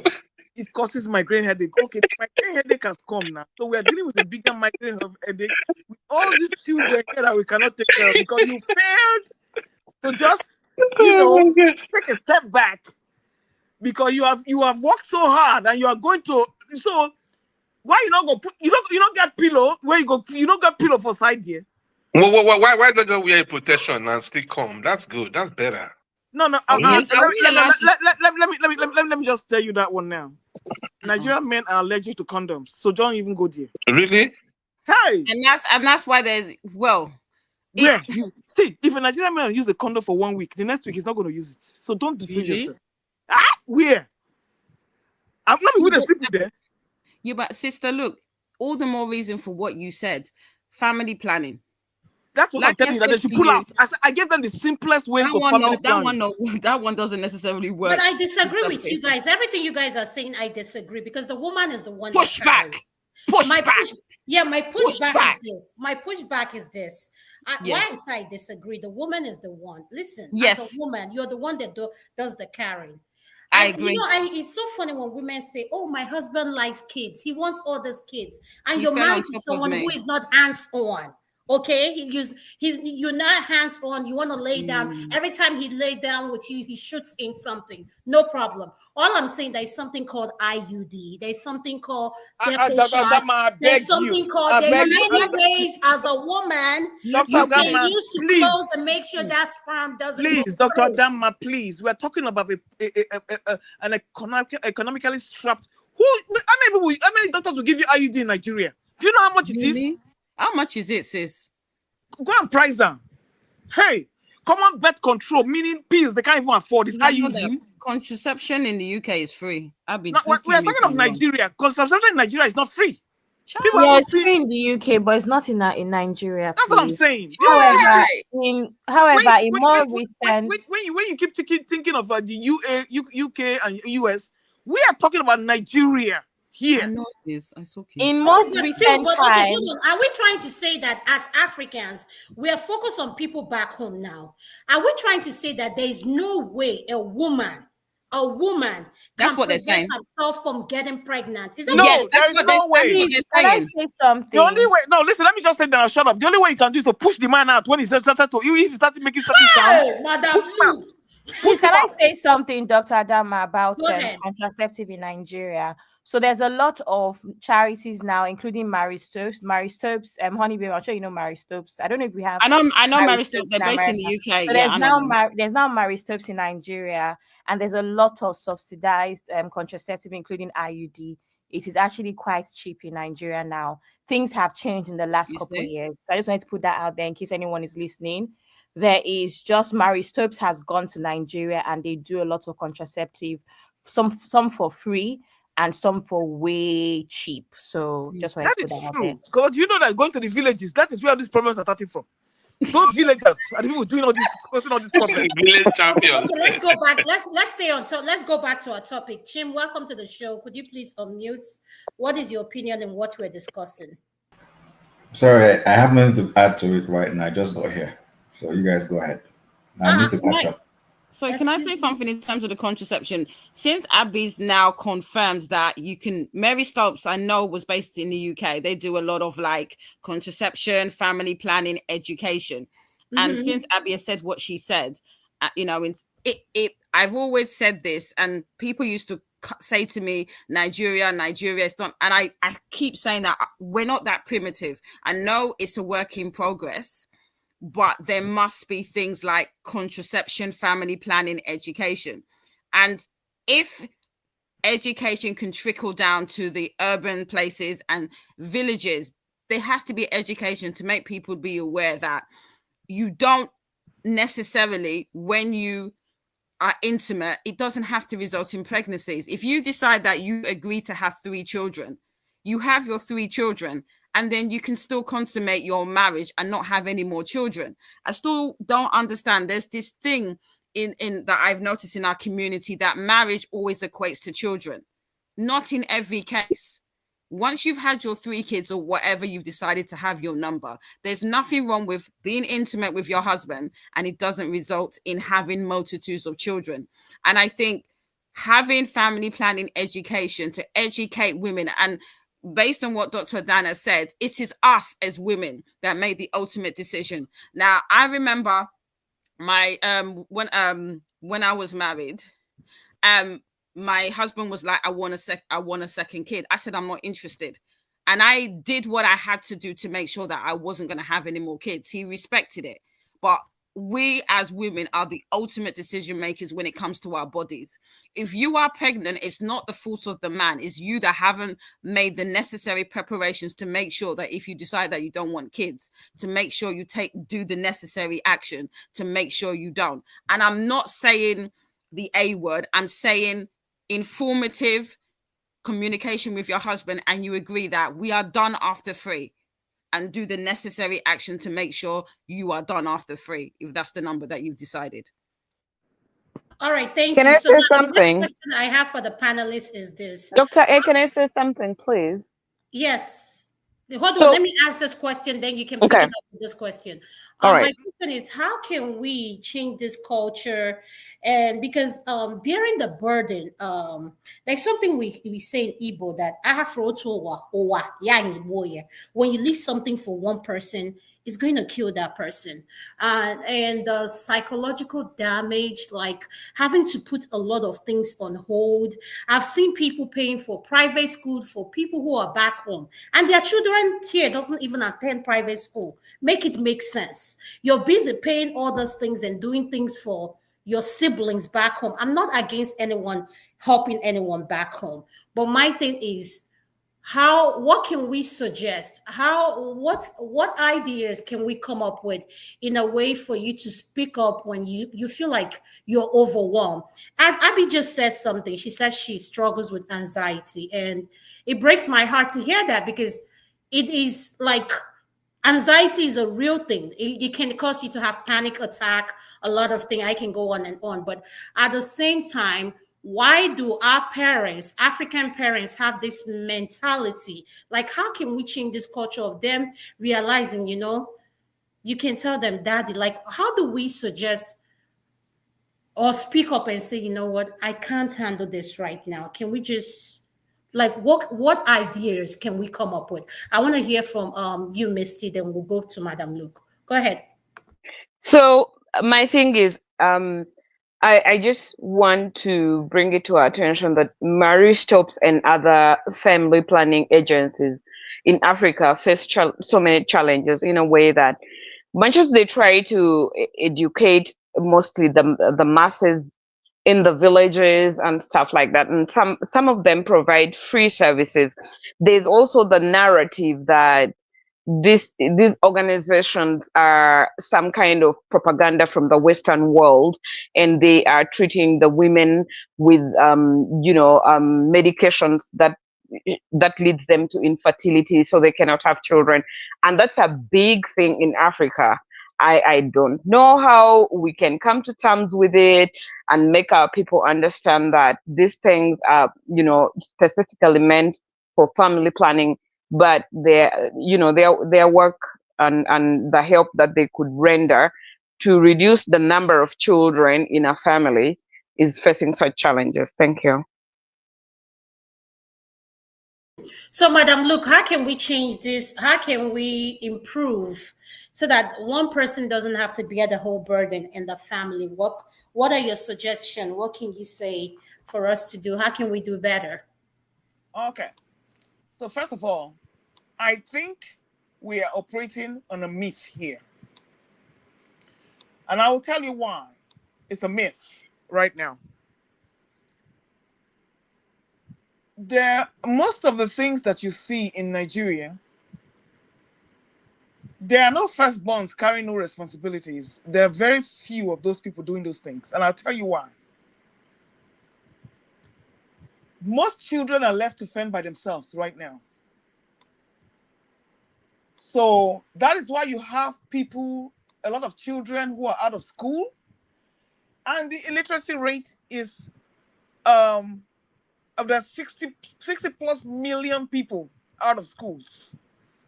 So if we were doing so good with taking care of our younger ones and doing all that good stuff, we will not have a high rate of illiteracy. We will not have a high rate of unemployment. So I think it's a myth. So when people give birth, and they're mostly, and we're talking about people who want to do educate people of contraceptives. How do you educate illiterates who have suspicions of everything that comes from the Western world, and people who use IUD and all those people? They're the people looking for children. Most people who have birth control sense, they're the one end up looking for children at the end. Because all those things have messed up the system. They don't know if they're ovulating. They don't even know when their period starts or when they stop. So we're going back to the people who are doing it raw in the villages. Thank you, Madam Luke. Yes, you like that, right? So those are people who are doing all those things. And right now, there ain't no firstborn burden in there because everybody's practically taking care of themselves. And that's why you have a lot of Yahooism. I don't know how many firstborns are even taking care of those responsibilities anymore. That's a myth. It used to be, but not anymore. Now, if you can't tell me how are we going to change that culture, you cannot. Because most of your populations are illiterate. Most of them are mentally lazy. And they feel that there's a high level of lack of accountability. So with all this kind of lack of discipline, listen, if there's any place in the world that shows a high rate of indiscipline, it's in Nigeria. We lack discipline. First of all, you bring that your religion, bring your tradition, God will provide. These people they forget we're no longer going to the farms. So why are you having all these children? And lack of birth control, lack of education, you cannot change it. So I am saying it's a doom and gloom. You cannot change it because unless the people are ready to change their mindsets, they go nowhere. You will continue to have these problems. Children that cannot be taken care of, half of them on the streets, no education, nothing. So what do you think is going to change if you don't change your mindset? And how are you going to change your mindset if you cannot have the education you need? People are thinking of going to educate people in the villages about, they can't even take simple vaccinations. And you think you're going to tell them about birth control? Come on, yo, let's be real. We're stuck in this madness and it ain't going to change anytime soon. Thank you. Thank you so much, Honey Babe. What's your opinion? And the question And I asked, how can we do better? I was going to just continue from where Madam Look said, and I really loved what she said. And it comes back to, I agree with her, How are you educating someone that is not educated, i.e. illiterate? And it comes down to the government. I will say the word, yes, the government, because there has to be some type of change, because like I said, it's supposed to be, see, I don't understand this federal government thing, because I know in the UK we do first past the post, which is completely different. But I know that for me personally, in the UK, the government you have a head of schools. With the federal government, I know that it's state by state, so there's no uniformity in terms of the facilities, in terms of education based on state. This is my assumption in Nigeria. Correct me if I'm wrong. There needs to be a change where you have government that will oversee all of Nigeria, and there has to be a push to build schools. I don't understand this government school. I don't understand that one. The way I'm talking about schools is where the government funds it. They fund the school, and you have schools that have the same facilities. Doesn't matter north, east, south, west, in terms of how the provision of the school is. There has to be it has to be from the top up. There has to be a push in terms of education, and that has to be the first. In order to have good education, you have to have schools being built, good teachers that actually are paid properly, not situations where teachers have not been paid for months, for years, etc., etc. There has to be a push for good schools in order for these children to be educated, for them to grow up into adults, and then are educated enough to make the decision, I need to do family planning. I don't know if that makes sense. Dr. Adanma. Dr. Adanma. Yes, I can hear you guys. Yes, it Sorry. makes sense. I'm sorry. Yes, I can hear you guys. Okay, can I say something, please? Yes, go ahead. You can speak, Abby. Okay, I'm surprised Dr. that not Dr. which Adama left anyone us to has go said. and drink And Dom Pedro. Ben. I don't know if there's any reason, or if I haven't been listening, nobody has spoken about the fact that we also have a cultural issue where things like sex, for instance, is not discussed openly. It's a thing of shame if, as a woman, you speak about sex, because I don't know why. But I think that even with what Honey Babe was saying, we think about it, the very first time I came to the UK after secondary school, so I did my A levels here and then uni. The very first time I heard about Mary Stopes that I was talking about was at college. And I actually was a bit younger at college. So I started college at 15. I usually college is 16 here in the UK. And that was the first time I even heard that I even had an option of abortion. Now, I'm saying that to say that yes, a lot of African parents complain about the UK system and how early on they speak about all of these things, sex education, blah, blah, blah. I understand that. But one of the issues is even girls not understanding their bodies from early on, because it's a taboo to talk about certain things. One of the issues is not even giving boys the option to know that there's something called condoms and how to use it and all of that stuff. Your parents are not going to talk to you about it because they don't want to spoil you. Your school is not going to talk about it. So while we're talking about the education system, there's also a whole, I guess, overhaul that has to be done on a cultural level as well. Why are we so shy to talk about the obvious? You know? So I think it's even. And what do you think is the obvious? The obvious is that everybody's going to have sex at some point.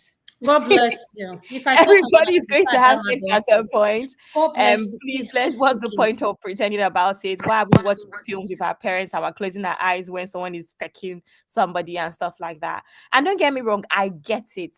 But I think that's the first point. One of the things that's eating us up in Nigeria is just our culture and the hiding. Meanwhile, the whole time you're hiding, but nobody's a saint.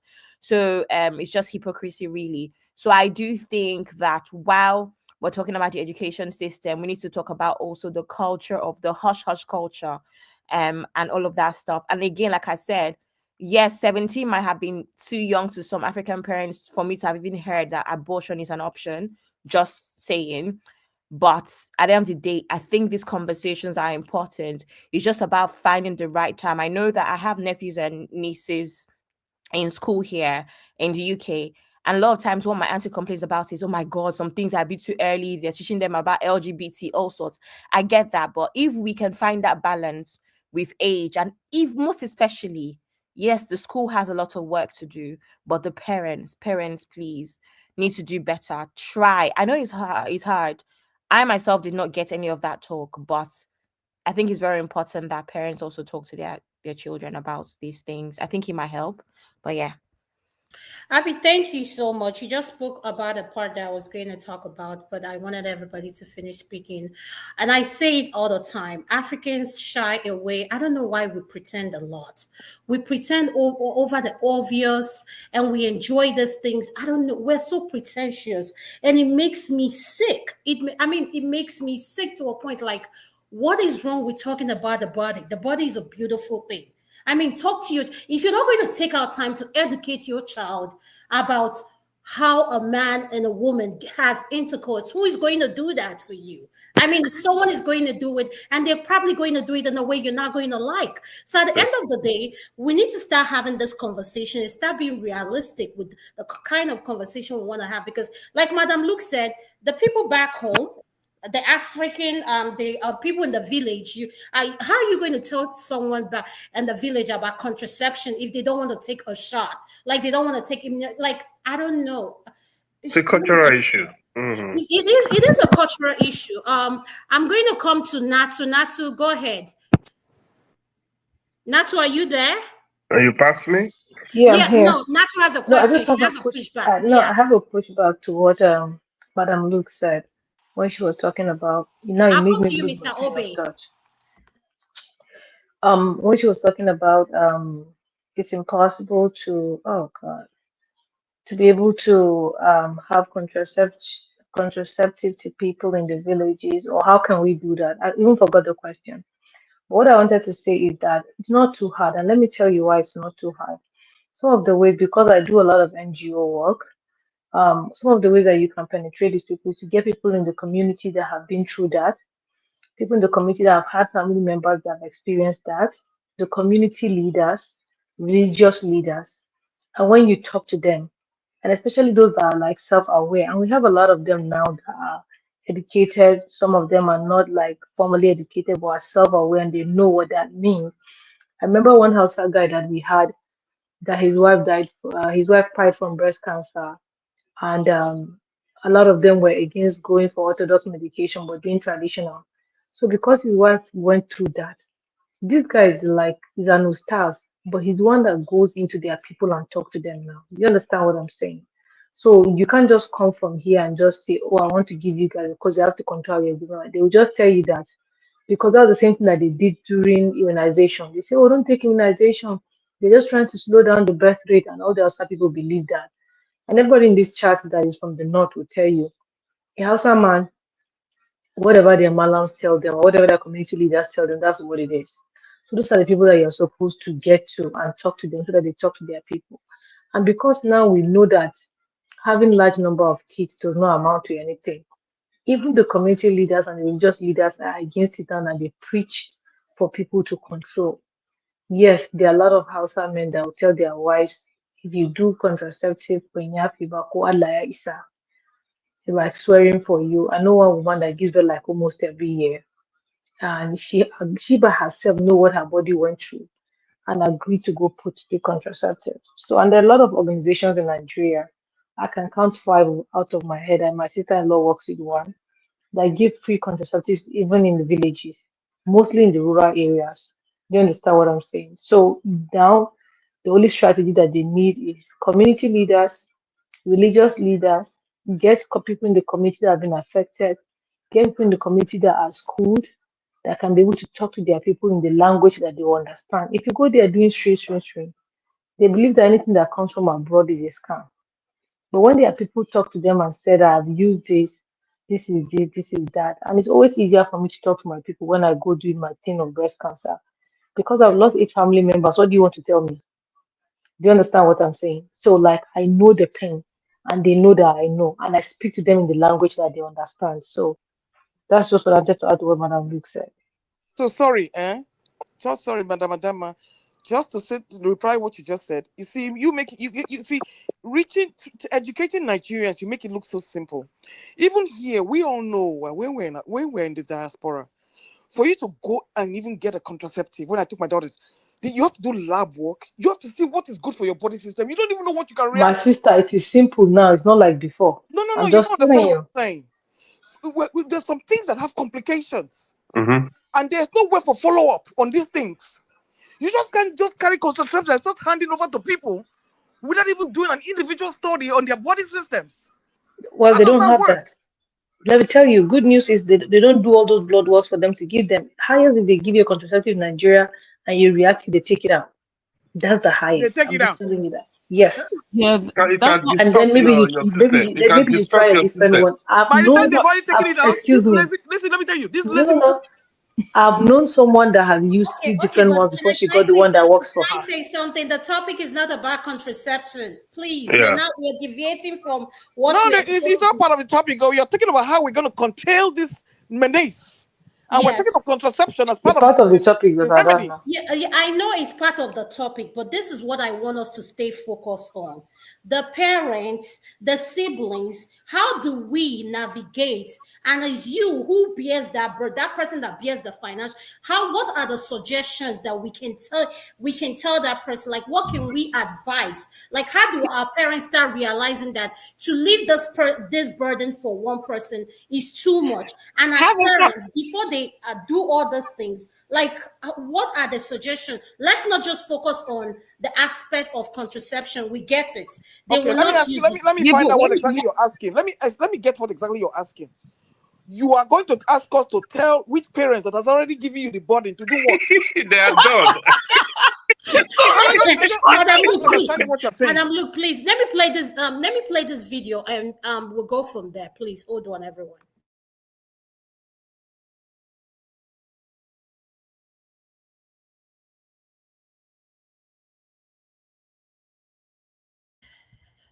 Um, Madam Luke, go ahead. Finish what you want to say while I'm looking for what we're going to play. Go ahead. Finish what Yeah, you. I'm saying, how do we advise who that is taking the burden? Okay, like me, I'm the firstborn.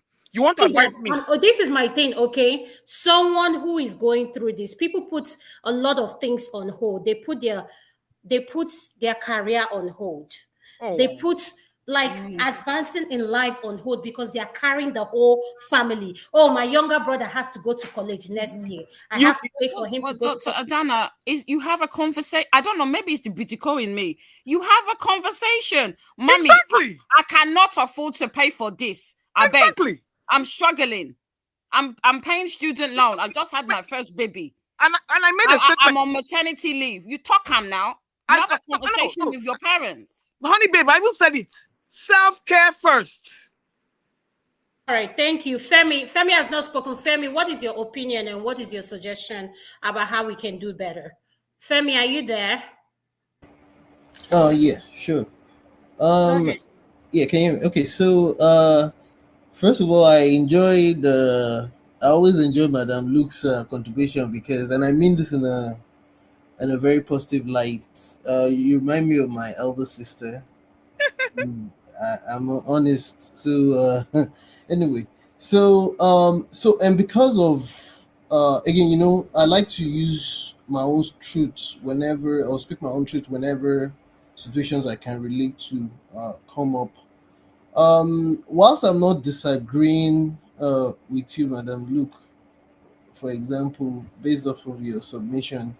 However, I am speaking from my own experience and what I've seen growing up within my domain, the areas where I live, as an example, or amongst family, friends.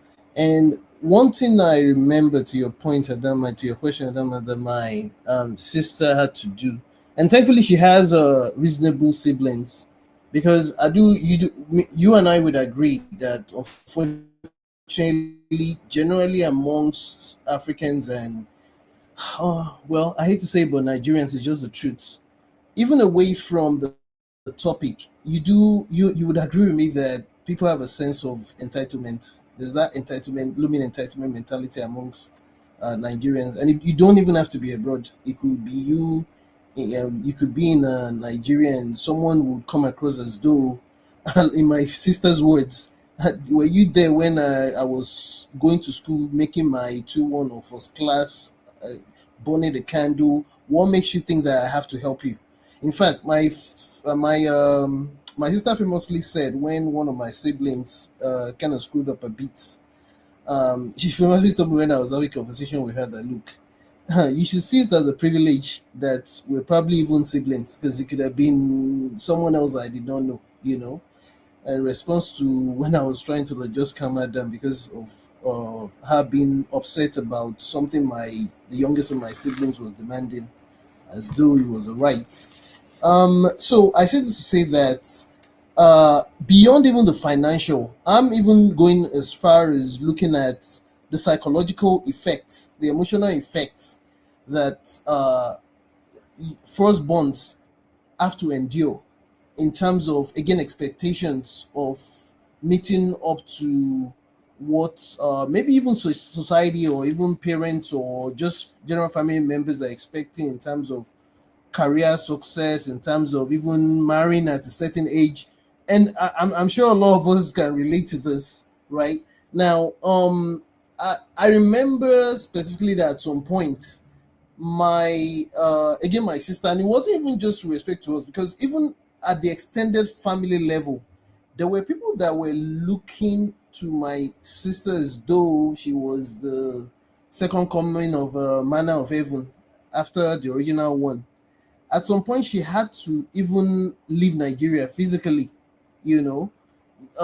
Fine, he had a situation where she had to put her career on hold, and this one, it's something I know that she had to do just because she was trying to help and keep helping people. But I think she came to a point of realization at some point that, wait, what am I even doing?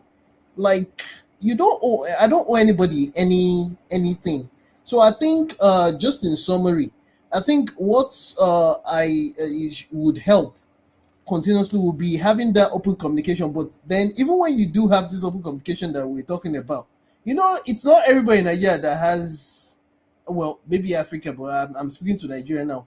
It's not everybody that cares about that communication. Some people, a lot of people, unfortunately, in our community, I hate to say, but again, we know these things are true. You will tell them, they will see that you've tried enough, you've tried your best, and you've said no, but they're not even ready to listen to that. No, they just feel that he or she has, he doesn't want to help.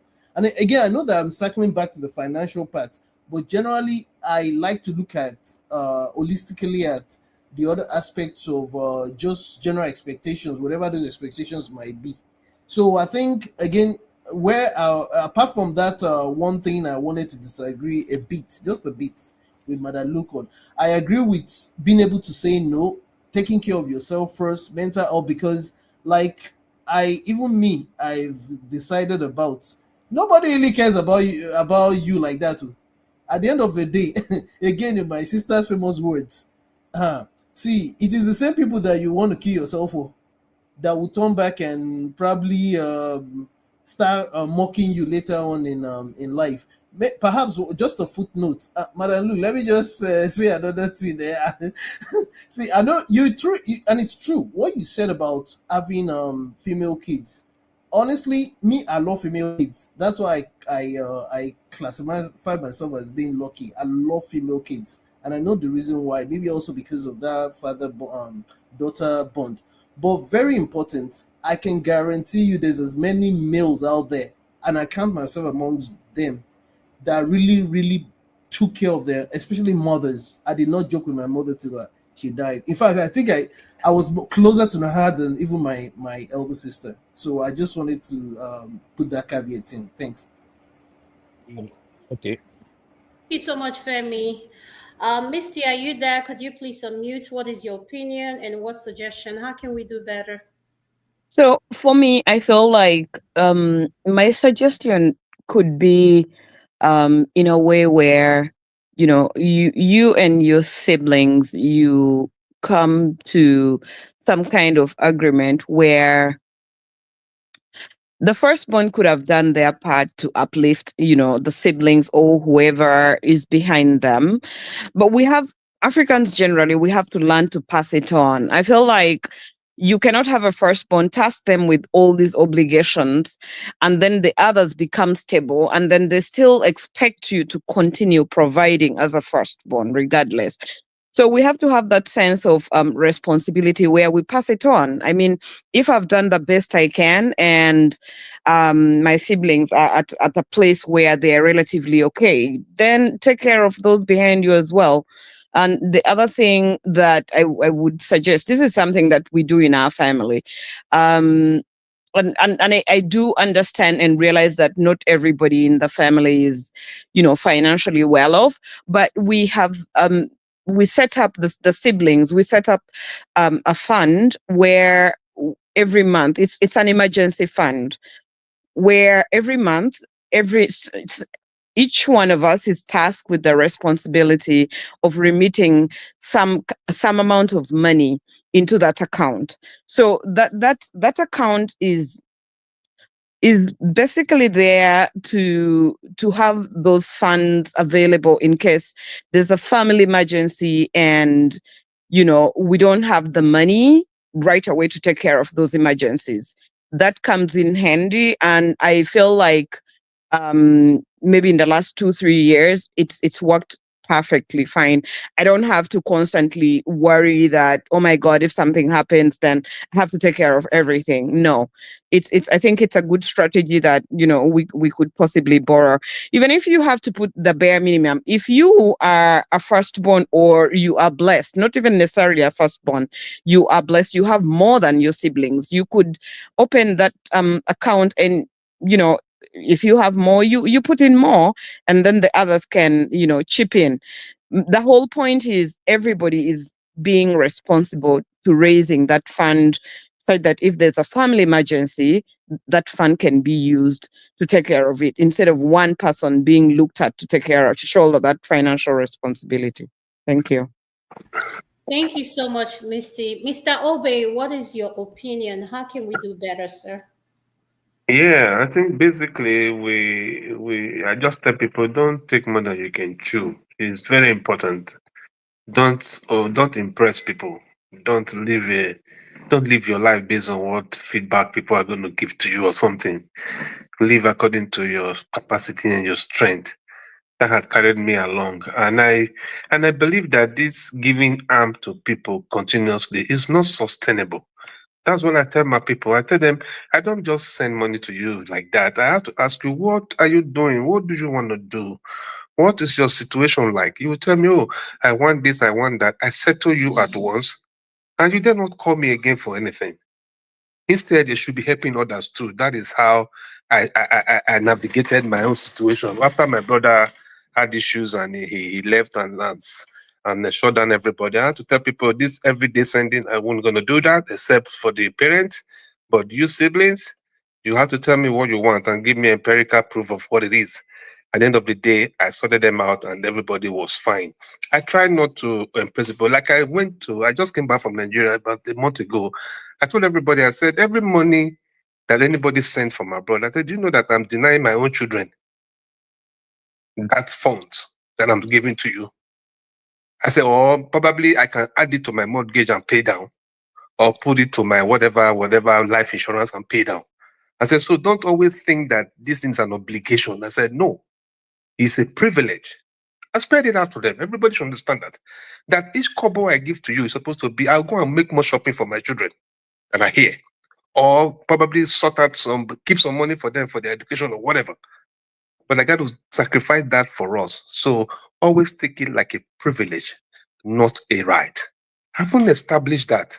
You see that this parental problem thing that they are creating, this generation that we are in, and our children has already missed it. It is the next one that we're talking to now. When I came back from Nigeria, I noticed that the people there are already conscious of less children now. When I interacted, when I was in the bank those days, you see somebody that is doing well, a GM, an assistant manager, a team leader is having 1 or 2 kids. But the man that is in the gate, that is opening the gate, is having 7 children. The man that is there that is clean, coming to clean every day in the banking hall. He has 8 children, he has 6 children, he has 5 children that is running around for. You see, they are the one that created the problem for us, as in the people that have enough are always having lesser kids. It's obvious. Because if you have more, I told my people, if you have more than 3 children, vacation will be out of it. You can't buy tickets for all of them again. You can't travel again. You can't enjoy life. You're going to be a subsistence family man. That's what you're going to be. Because you created that situation for yourself. Even if you have 4 children, you're going to buy 4 tickets plus you and your wife, 6 tickets to make a trip. How long are you going to do that? How long in this present economy that we are in now?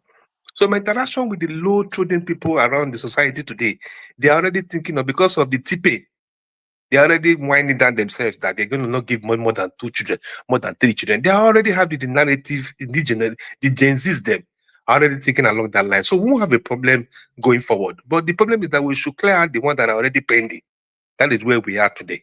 And please don't always impress them. If you impress them, when they go home, and that's what that my brother that is begging me for money, the kind of roof he used a roof in his house. It's more than the one I used a roof in my house when I built before I left Nigeria. And I said, bros, you say you don't have money, you are broke. The kind of roof you use the roof in this house. Me, I don't use it for my house. Before I travel. Asongo Bona will. My brother, I said, you have this kind of funds to roof a house, and you can't even finish the house. You are roofing a house with almost how many million? You don't know what is called Cameroon zinc. Don't know what is called the lesser whatever. I used to roof a house and live there for now. When things get better, build another one. Okay? So my brother, don't kill yourself for them. Do what you can do according to your situation, as in conveniently, after your mental health is okay. All right. Now voice me. Thank you. Thank you, sir, for that input. Abby, what do you have to say? How can we do better? How can we do better? I like Missy's suggestion. I actually do same with my siblings, but not necessarily for anything per se. We don't know what we're saving for, but we just put money aside. I guess you just never know when you need it. So that's definitely a very good suggestion. The truth is, I think I remember what Sis Natsu was talking about education, and Madam Luke pushed back saying, it's really hard to educate. The truth is we have to start from somewhere. And I say this because I've personally seen, even at my age, seen how just constant clamoring for something on the internet was slowly making a change. Let's even use something as simple as politics, for instance. Look at how the youth are getting involved in politics. Look at what happened the last election. Is because we kept talking, we keep talking. Up to date, we still have people that are creating spaces, young people under 30, that are creating spaces to learn about politics, that are getting involved in politics more than they used to be. It means that sometimes talking and hammering on something can make a change, no matter how little. So I would say we just have to continue to enlighten people. Platforms like this are very helpful because you hear people's experiences. And I think that's the one thing that I've taken with me, or I keep taking with me generally in life, is everyone cannot be lying about certain things. By the time I listen to Dr. Adanma and I listen to Honey Babe and I listen to Sis Natu, Missy E, Madam Luke, I surely everybody has similar experiences, and then you can think about it and say, you know what, I want to take something from that and apply it here and there. So yeah, I would say we just have to keep talking. It does work when we're in the internet age right now, so we can spread information faster. And then generally, as people, I think we also need to remember the communication thing. It's actually not do or die affair. Honestly, I think people need to be honest. There's no reason for unnecessary pressure, because at the end of the day, you can't even pour from an empty cup. So what is the point if you're not going to be well?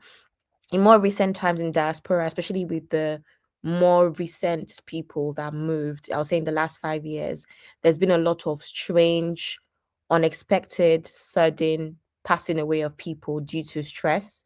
I don't know about the US, but it's been happening a lot in the UK, where a lot of people are just packing shifts. What do you mean you're doing 14 hours, 4 times a week, 5 times a week, and then the next thing you have a nice job, and next thing you're doing warehouse? All of these things, sometimes, yes, I know we're even to do better, but a lot of these people are also carrying burden. You can't go from collecting all of that debt to move yourself abroad, and then you're sending money back home when you have people that can actually work. That's one of my pet peeves. What do you mean you're feeding your siblings when your siblings are adults and they actually can work? I don't understand. At the very least, if I've given you, because I have that situation currently with my nanny, and that's what I was trying to explain, where sometimes it's hard. For me, my nanny looked after me. My family has done everything they can, and it's always one thing or the other where her businesses don't work every time they invest in her. So now I realized that there's no point in me trying to gather 3 million naira for you or anything of substantial for you to start a business. I've realized that she's the sort of person that should just be placed on salary. This is the 50,000 naira a month I have, manage it kind of thing. So it's even things like that where it's not by force. I can decide to actually not help her, but I just realized that there's that obligation. And that's what we're saying sometimes, where it's easier said than done. But at the end of the day, the amount of money I give her is not going to do anything to me. So again, I think communicate with your people, tell them you can't, be honest with yourself, be honest with them. Because at the end of the day, they even need you. If it's 20 pounds you have, let them manage it. If it's 50 pounds you have, let them manage it, or let them get a job. But stop feeding people that can actually feed themselves. Let them go and work. Be honest. That's what I'm going to say. Thank you. You just spoke my mind there. I always say it. In my own household, once you're 16, you have to go get, you have to keep your mind busy. Summertime, you cannot stay home. You just have to do it. So if in my own house, my own children at 16 are working and driving, and a grown adult, I have to send. No, I don't want to even think about it. I'm sorry, I can't do it. That's just me. Maybe that's the selfishness in me. You are I'm sorry, I stingy. can't do it. Yes, I'm very stingy. Yes, you can say that. Yes, when it comes to me, I don't believe in enabling grown adults or having them spoon feed them to. Oh, you got one water. Oh, you this. I don't have time for that. Natu, over to you. What is your opinion? How can we do better? Natu, are you there? So did you intentionally skip me? Oh, I didn't know you were ready. You did know I was ready. Did you ask anybody else they were ready when you were calling them? Oh, I didn't see you now. I didn't know. The There's thing nothing like dropped. seeing me. We're not on a video session, so Oh, you I don't need didn't to see see that. I me. didn't know you were still there. Now you didn't. She's When I called doing you earlier, you said sisterhood. you had nothing to say. Okay, go She's ahead. You doing can speak. sisterhood. No, it's not about. I mean, sorry if I just come into a show and people are talking, so I should just jump in. I'm sorry, I'm not going to do that. I have to listen and understand where the context is.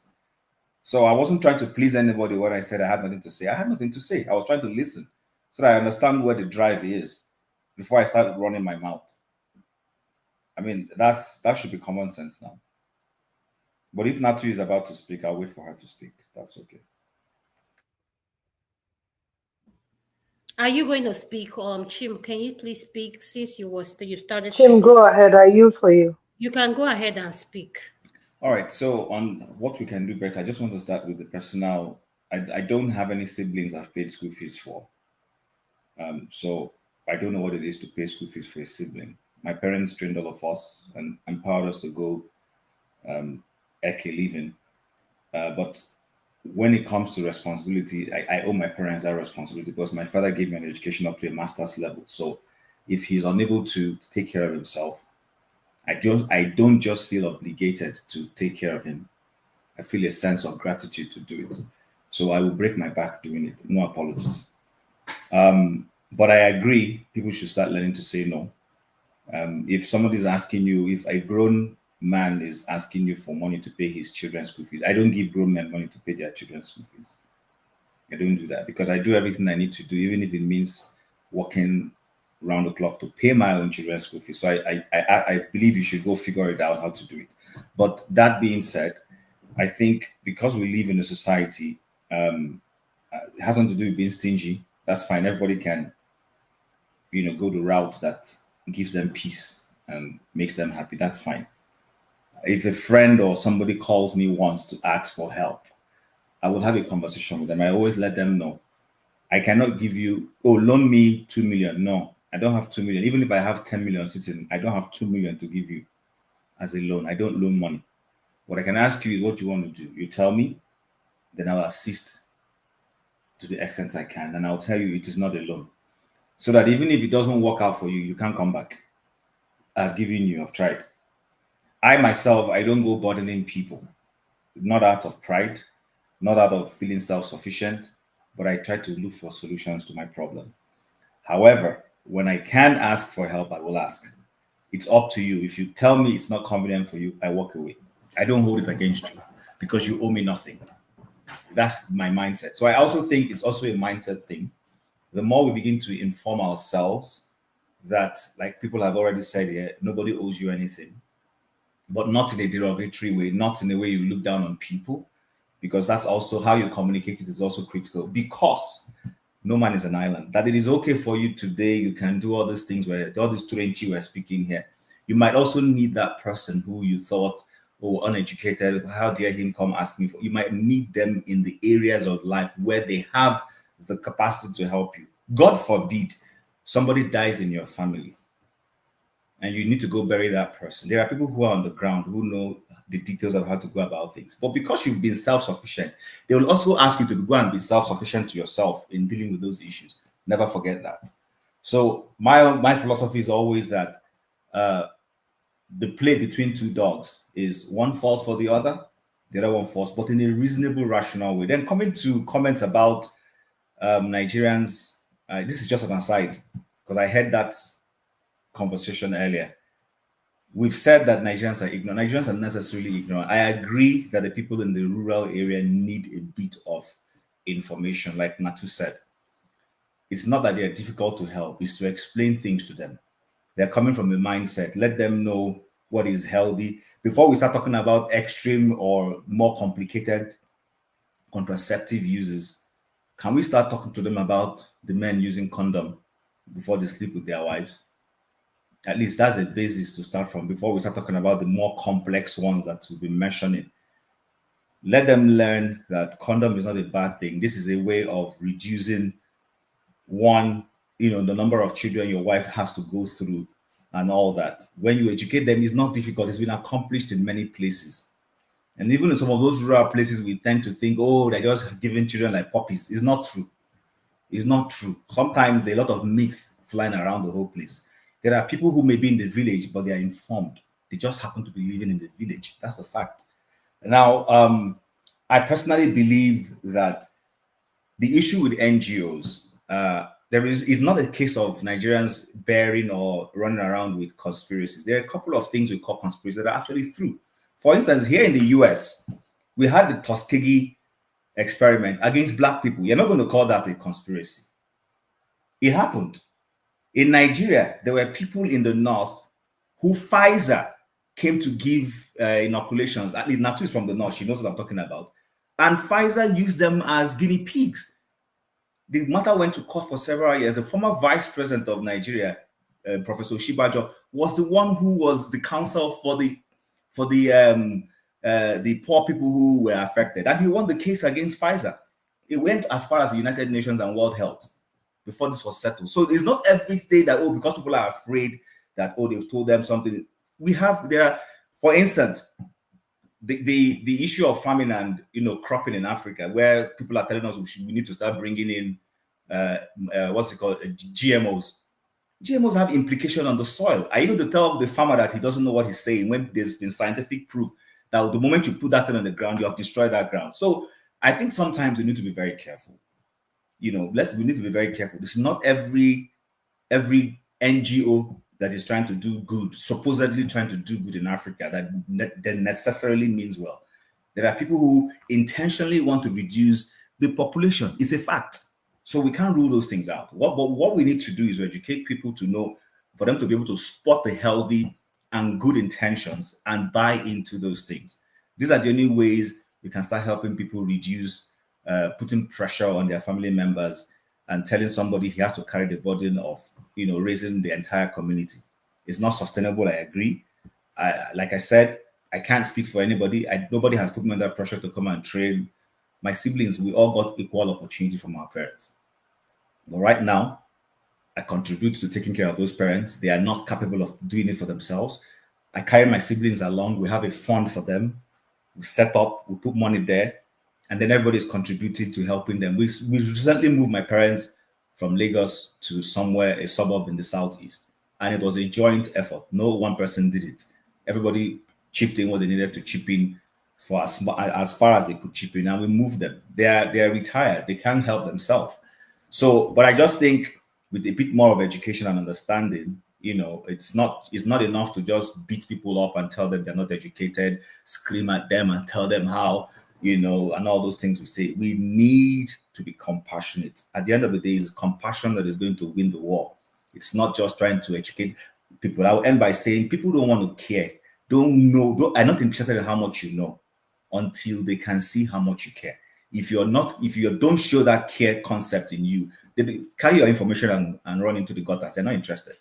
So, but if we want to really help, then we need to be compassionate, explain to people until they start buying in. It's only when they start buying in that the kind of results we're looking for will start reaping the ripple effect of it. I yield the floor right now.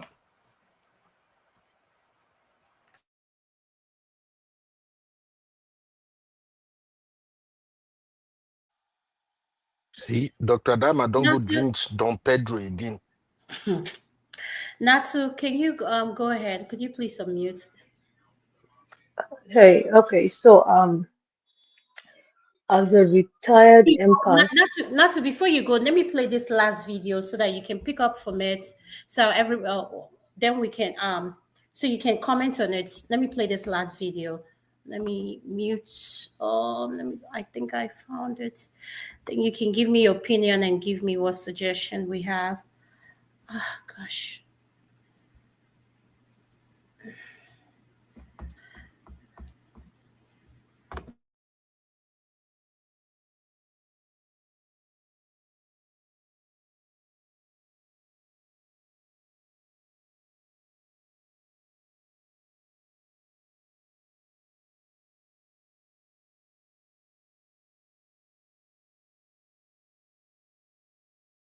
To go ahead. Go ahead. I'm having a hard time with the video. Go ahead.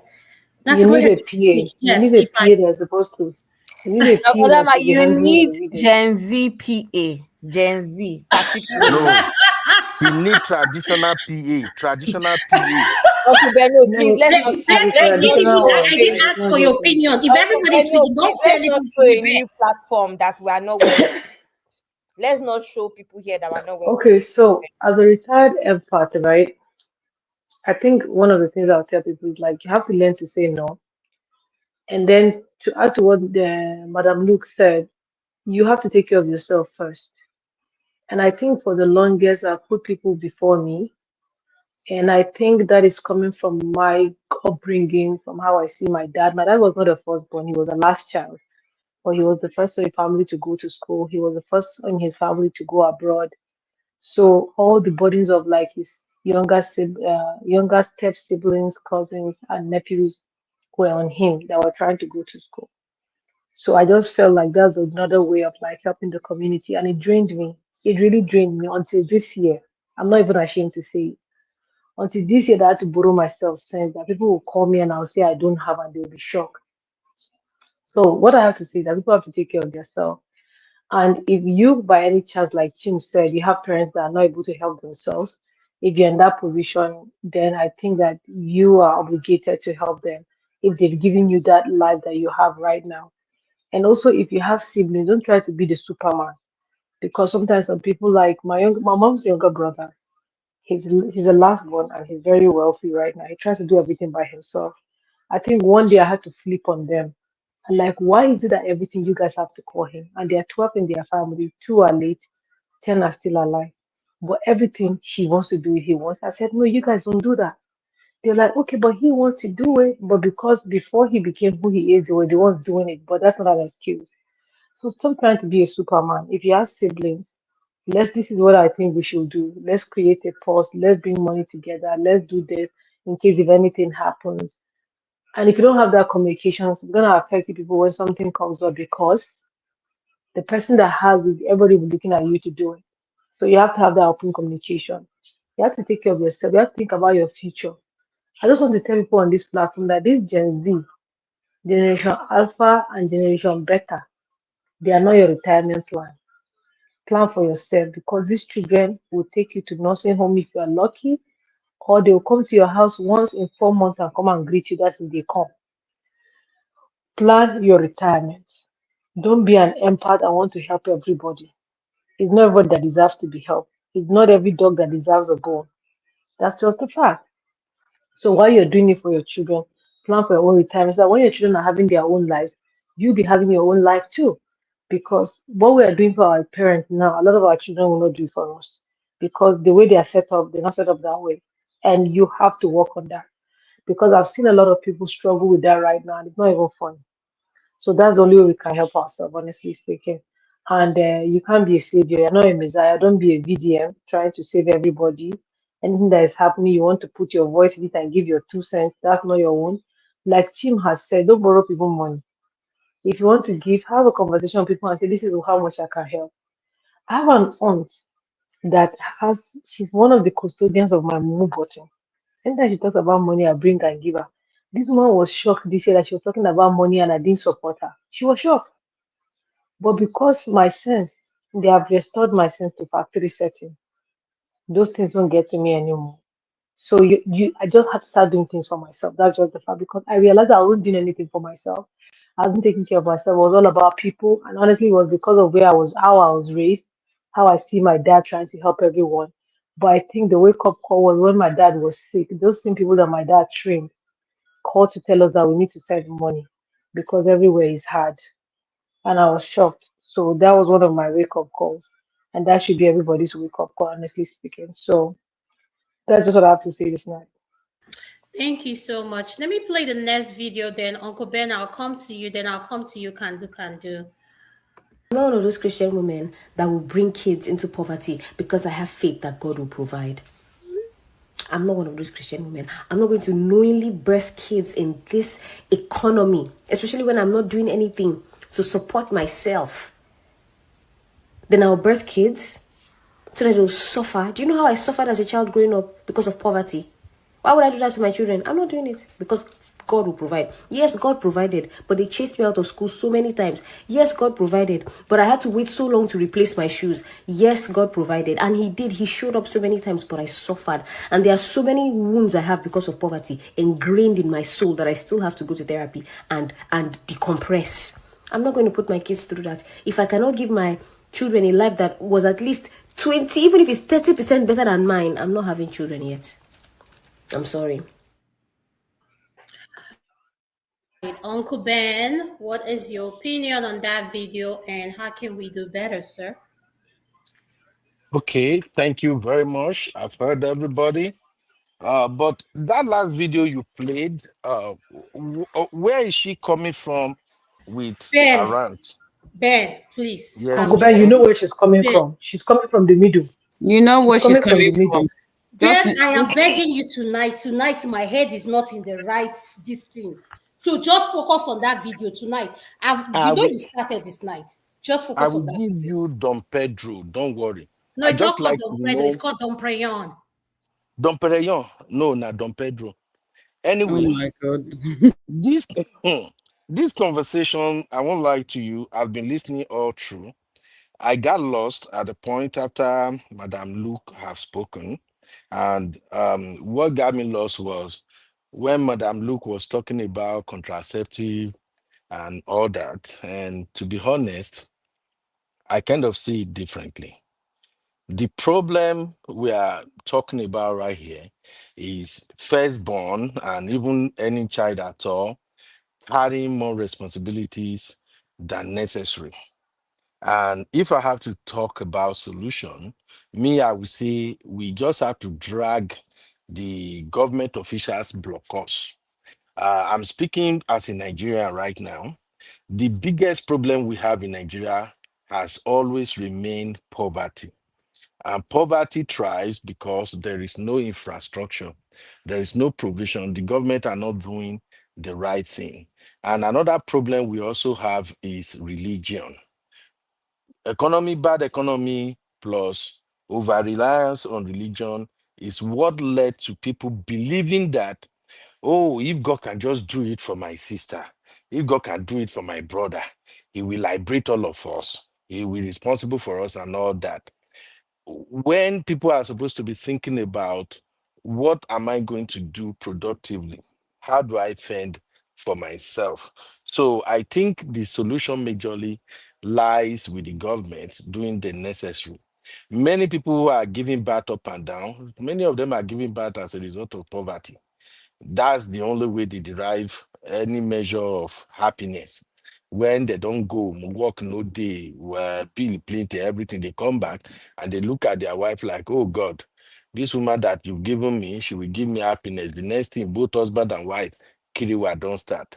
But having said that, for people who actually have this responsibility that looks more or less like an obligation on their own part, my advice would be that you, just like Mr. Chim said earlier, you got to look at the situation, Sorry, Uncle Ben, I just want to evaluate. say something. All right. I just want to say something. Abby, you got it? Abby. What's what? You, yes. Okay. Check, Yeah. check. Yes, check. Ben, go ahead. Go ahead.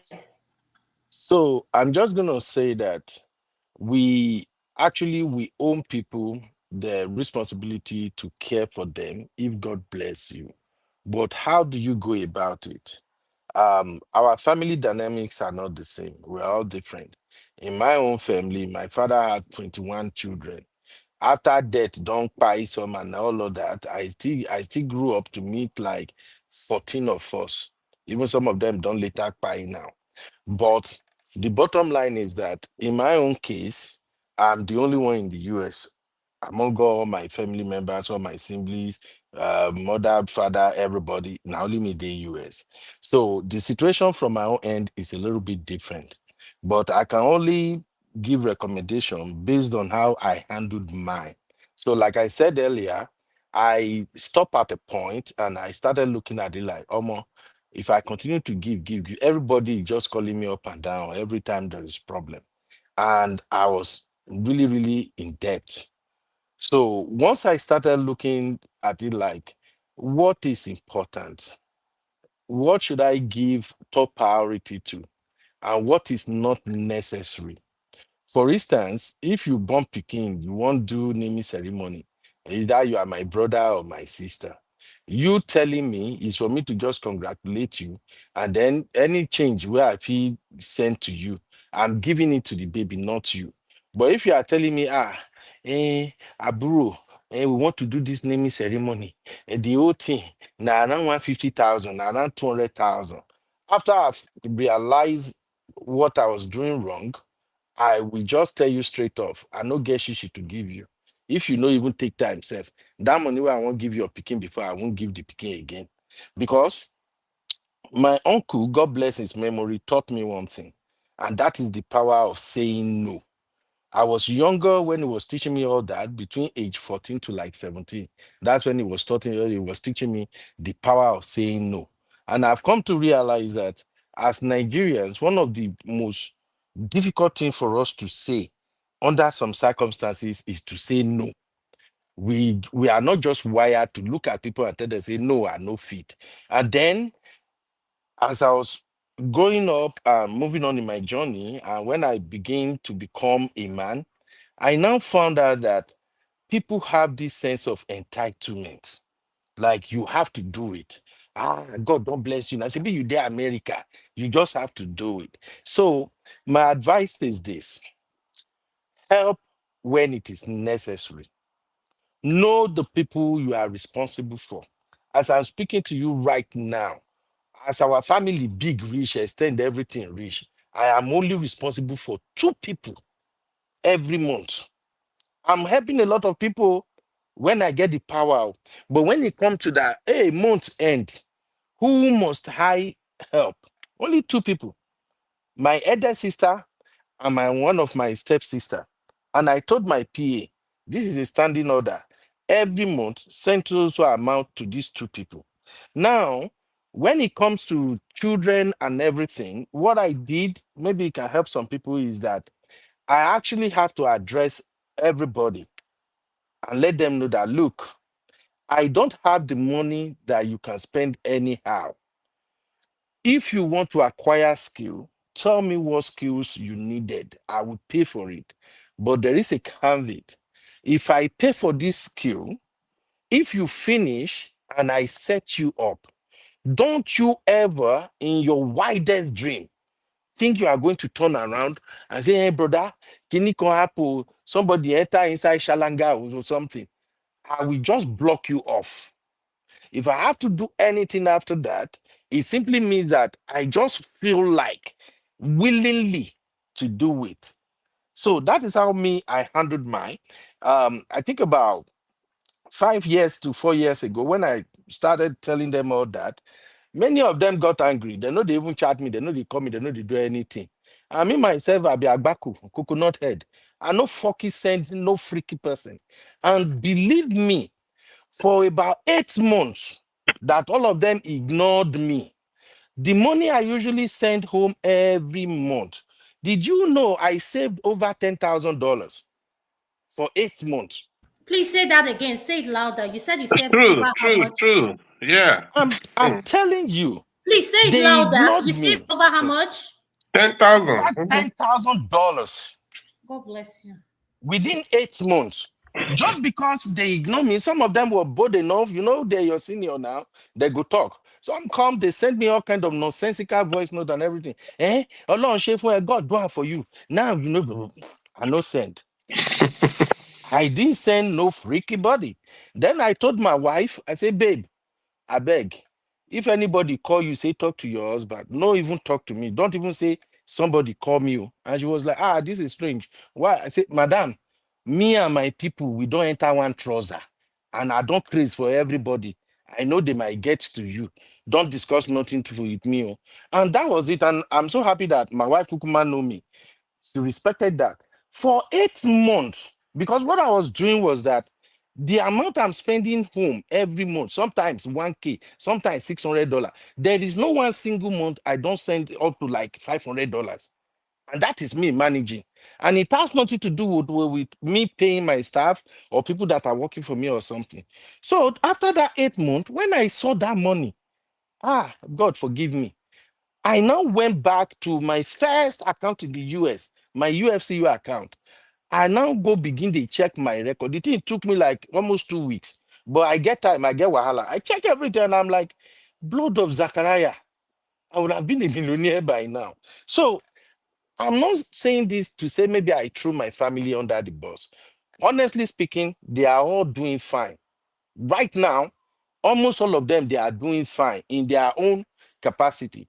But after 8 months plus, they now begin crawl back gradually. This time when they come, they really, really have problem that they needed assistance for. Initially when they will be coming, it's just like they open an ATM in my head. It's like they calculate them. Okay, you don't reach 3 months. Wait, Ben, don't give me money. Let me just tell them and say I need money for something. So, but when they start coming back, that is when I now begin to deploy my PA. I now double check, even at the point, because this thing go far deeper than what we are discussing here, depending on your family dynamics. At first, my eldest brother is the one that I usually route money through. I will send the money to him. He will be the one to settle everybody whenever they carry wahala come. Then later, they started fighting. Serious fighting, fighting each other, fight my brother. My brother said, fight everybody. It was messy. So I started dreaming. I would see my mom in the dream. She'll be talking to me. I don't understand. When they finally broke out, and because my elder sister, she's like my guardian angel. When the whole thing got to her, she now called me and said, Ben, cut these people off. This is too dangerous. So I'm like, una wan kukuma pay me because of money we no be una money. So I stopped. Now, when they come back now, you have any problem, I will investigate it. And what I now do, even my brother, I don't use my brother no more. My PA is the one in charge of everything. They no kukuma get her number or anything. Every month when I send money, and they used to do something. They have this thing they called urgent 2K. It's not 2K in case of this, my own family wahala. No be urgent 2K. It's just that they will come with a problem like it be like say that they die. Nah.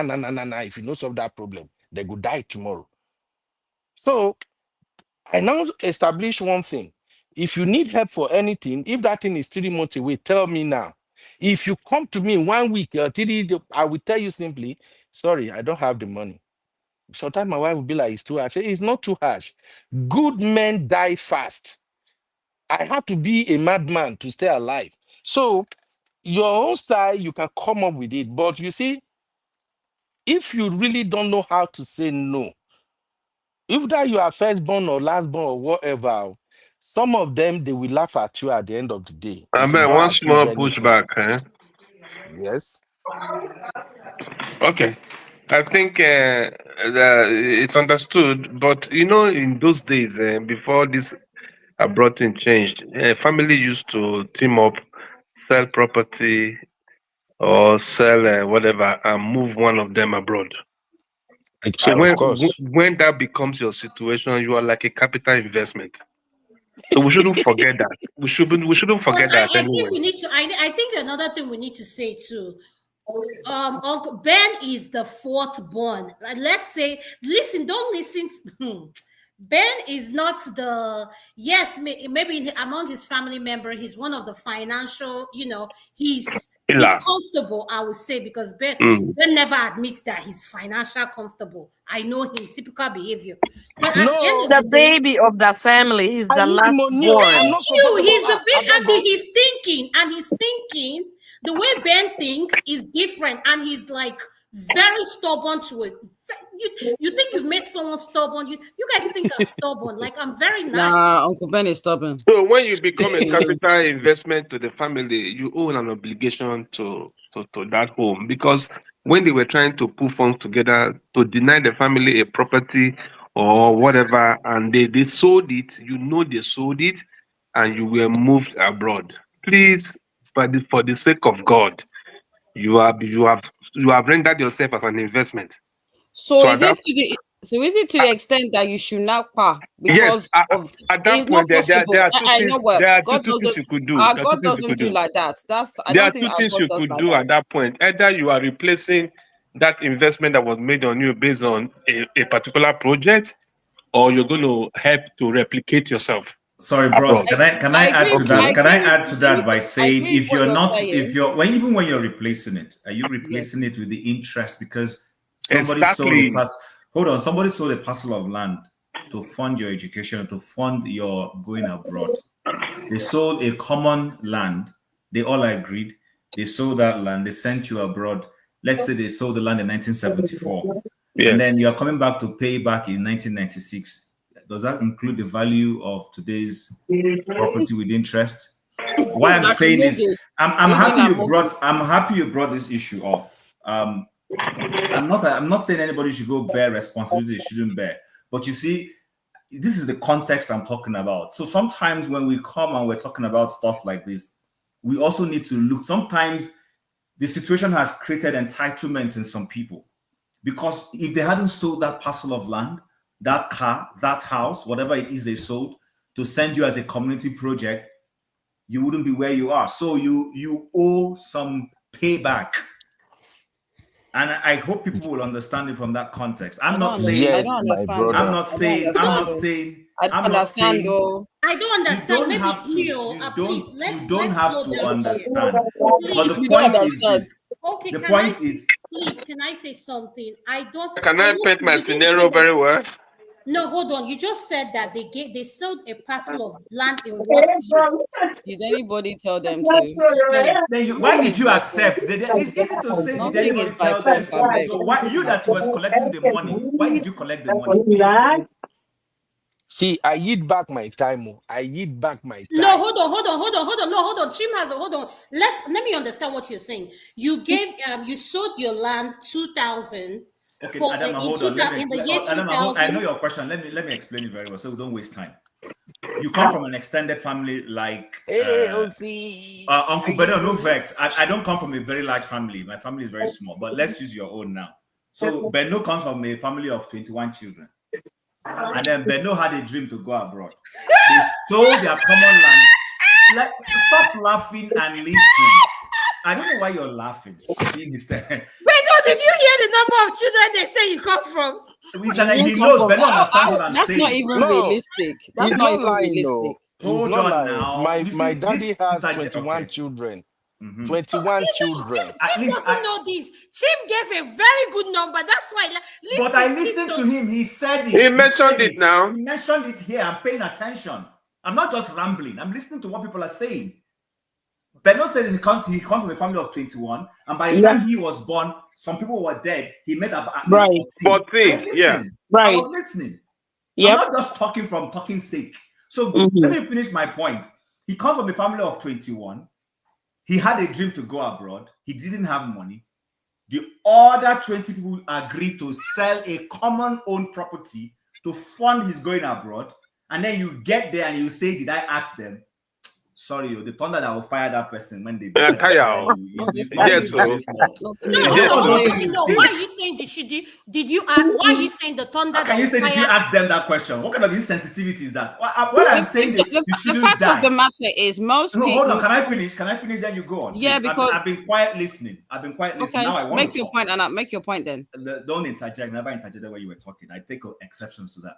Okay, whatever. Just continue. Please, no. Let's not do No, that. no, it's okay. Don't worry. I've been please. quiet. I've been listening for an Yes, go ahead, I was Chim talk. listening to Honey, babe, understand please what don't was interject. I said whatever. Let him talk. So they've sent you abroad. They've sent you to that abroad. Now it's okay. I'm not saying you should go and die for them, but you need to intelligently pay back, give back in a way that when they see that, okay, you have tried, they're not going to kill you. You can even have the conversation to say, people, you know that it's not as if I have become Bill Gates to come and carry everybody's body, but I appreciate what was done for me. And as a result, that land that was worth 5 million then, I am throwing in, I can afford to give you 50 million now for it. Take. But I hope if I give this, nobody will come back to disturb me. That's the wisdom I'm asking to see from people. Rather than tell me, did I ask them to pay money? Wow. What kind of gratitude is that? Can I reply to that? Because I purposely said, and tell me if you didn't hear me, you can repay people back. I'm of the opinion that, is it going to be to the state? We talk about people that delete because of the pressure of people wanting financial help back home. And I asked the question, is it to the expense that you delete? And for me, yes, you should repay if there was an agreement. Most of the time when people send people to Nigeria, it is the parents' idea because they see that child as an investment to go abroad. I don't think it's the general consensus that the child says, I want to go abroad. It is the parents that have the idea to sell every single thing in order to take for that child to go to the UK. In that point, if the parents have decided without necessarily the consent of the child, then if you are not repaid back, then you need to ask the question, why did you force your child to come to the UK? There's many parents that do that. I agree with you, and I'm saying if you're going to say that, then don't accept to go. If you're not that wise enough to rationalize things exactly, I agree with that. Don't but what I'm saying, it. yes, I agree. Yeah, but isn't this the same thing? Isn't this the whole point of this whole show? Family expectations. I can tell my parents no. Not a lot of people can tell their parents no. I don't want to go abroad. It is the whole point of why we're having this show. The expectations where the parents will impose certain things to say, you as my child, I born you, I suffered for 9 months. You as my child, you're obligated to pay me back plus interest according to what was said before. And I'm just pushing back and saying, yes, you have an obligation as a child, but it shouldn't be to the stage where you're deleting yourself. You hear of stories where people are working 50, 60 hours to pay back their parents when there's situations like this, to the extent that they're in one room, they're not eating well because all of their money is going to their parents or to their siblings. And I'm saying that shouldn't be the case. I'm saying send back as much as you can, not to the extent that you delete yourself. Okay, honey babe, let me understand what you and Chim is saying. Please, everybody hold on so that I can understand as a moderator what is going on. If the land was sold, the land we're talking about, is it a family property or is owned by an individual, your parents, your dad? Or this is a family property? Your parents' property is family's property now. No, No, now now that my dad's property can be family property. Now. And they will not give it to only you because you are what? No, hold. Can you understand what I If my dad sold the land for me to come to the United States, so are you saying that I have to pay him back? More than that now. Now, I didn't say your dad. I didn't say your dad. And there's an echo from your side. Maybe there's I'm something. so sorry. Can There's an people echo. mute? There's an Because echo. there's a lot of echo. All right. So I didn't say your dad. Hold on, Chim. If you're not speaking, can you please mute your mic? If you're not speaking, please mute. Thank you. Go ahead, Chim. And please, for the guys who understand what I'm saying here, please, at any point I say anything that is incorrect, please correct me. I didn't say your dad. My points were very clear. This is family land in the village in Africa, in Nigeria, in Igbo land where I come from, is community owned. Unless you bought the land personally by yourself, separate land. Land is not owned by one person. It's a communally owned thing. It has not changed because we're in 20. So hold on. I understand that. Are you saying my dad personal property, his personal land, is a community property? If your father bought land, separate land, that's a different thing altogether. And he sells that land he bought to fund you. This is between you and your father. What I'm saying is in an extended family situation, i.e., the kind of situation Uncle Beno has painted for us, 21 of them. That land is not owned by one person, it's owned as a group, as a collective. The collective decided that because Beno, their son, has this lofty dream that can only be fulfilled when he goes to Akata, US, they have decided to make him accomplish that goal. They sell it and then fund him, and he goes and he becomes successful. There is going to be an expectation. If you like, go to Cambridge and change your mindset. There is going to be an expectation that you will pay back in some form. God bless you. Now, my own view is simple. Now you are more informed than all of them. Come back home. Show gratitude. The land was worth 15 million when they were funding you. Now it is 20 years after. You come back. Give them 15 million. And then explain why you're doing it so that they'll be able to appreciate it.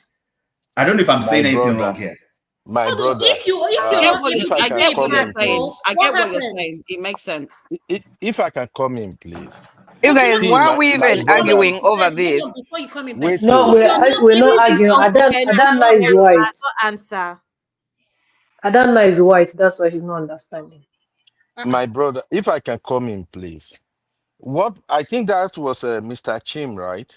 What Mr. Chim said is right. If they sold land to sponsor you abroad, you owe all of them. Let's call it what it is. You owe them. In my own case, nobody sold land to send me abroad. Now my madam, now carry me go abroad. No, my plan. Who born me? Born abroad. But just to show that I understand. Just to show that I No, but Ben, understand. you're not listening to what I'm saying so that our viewers understand. If you're not able to pay back the money, That's what I'm saying. If you don't have the money. Okay, so you guys, let me say something. Let me say something. What are you You going know, to do? okay, my response to your question is, if that property was sold, land, whatever was sold, and you were sent abroad, there's a minimum expectation for you to reinvest back home. They do not expect you necessarily to, if land was sold at 10,000, they don't expect you. Why is there a sound? You're echoing. Yeah, I'm echoing, but I don't know why though.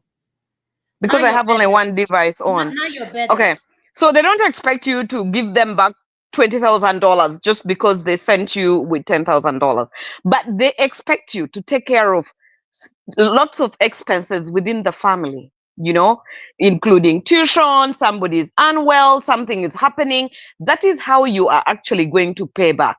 And that payback could last for a very, very long time. What Honey Babe is saying, I think I want to connect what Honey Babe said to what Please Mr. clarify Chim for said. me. They don't understand. What Honey Babe, stop. What she's saying is, you do not like. It's not outrightly that you must pay them back, even though you are in a way supposed to give back because they invested in you. However, take care of yourself in such a way that you're not going to spend your entire life doing that. I think you should set boundaries where there's a minimum that you can invest back and there's something left for yourself, if I understand what Honey Babe said. So That's you what you I'm have to set saying. boundaries. Exactly. Set boundaries. Don't delete yourself doing the most for them. Set Okay, boundaries and don't show them that you are basically practically living for them. Everything you earn, you're sending back. Don't give them that impression that I have to do this. No, you can still invest back and leave something for yourself. can I just add Otherwise, this and you then yield are the floor for other yeah. people to Go speak? ahead. Go ahead. Yeah. Okay. So, typical true life example. There's a poor fellow who comes from my community. He's way in his 80s right now. He's a professor, retired professor. His parents were very poor. He was funded by the community because his father died, but he was intelligent. The community women, what in Igbo land they call Umuada, put funds together because his mom was a strong member of that group and funded his education until he became a professor. Do you know how he paid back to the community?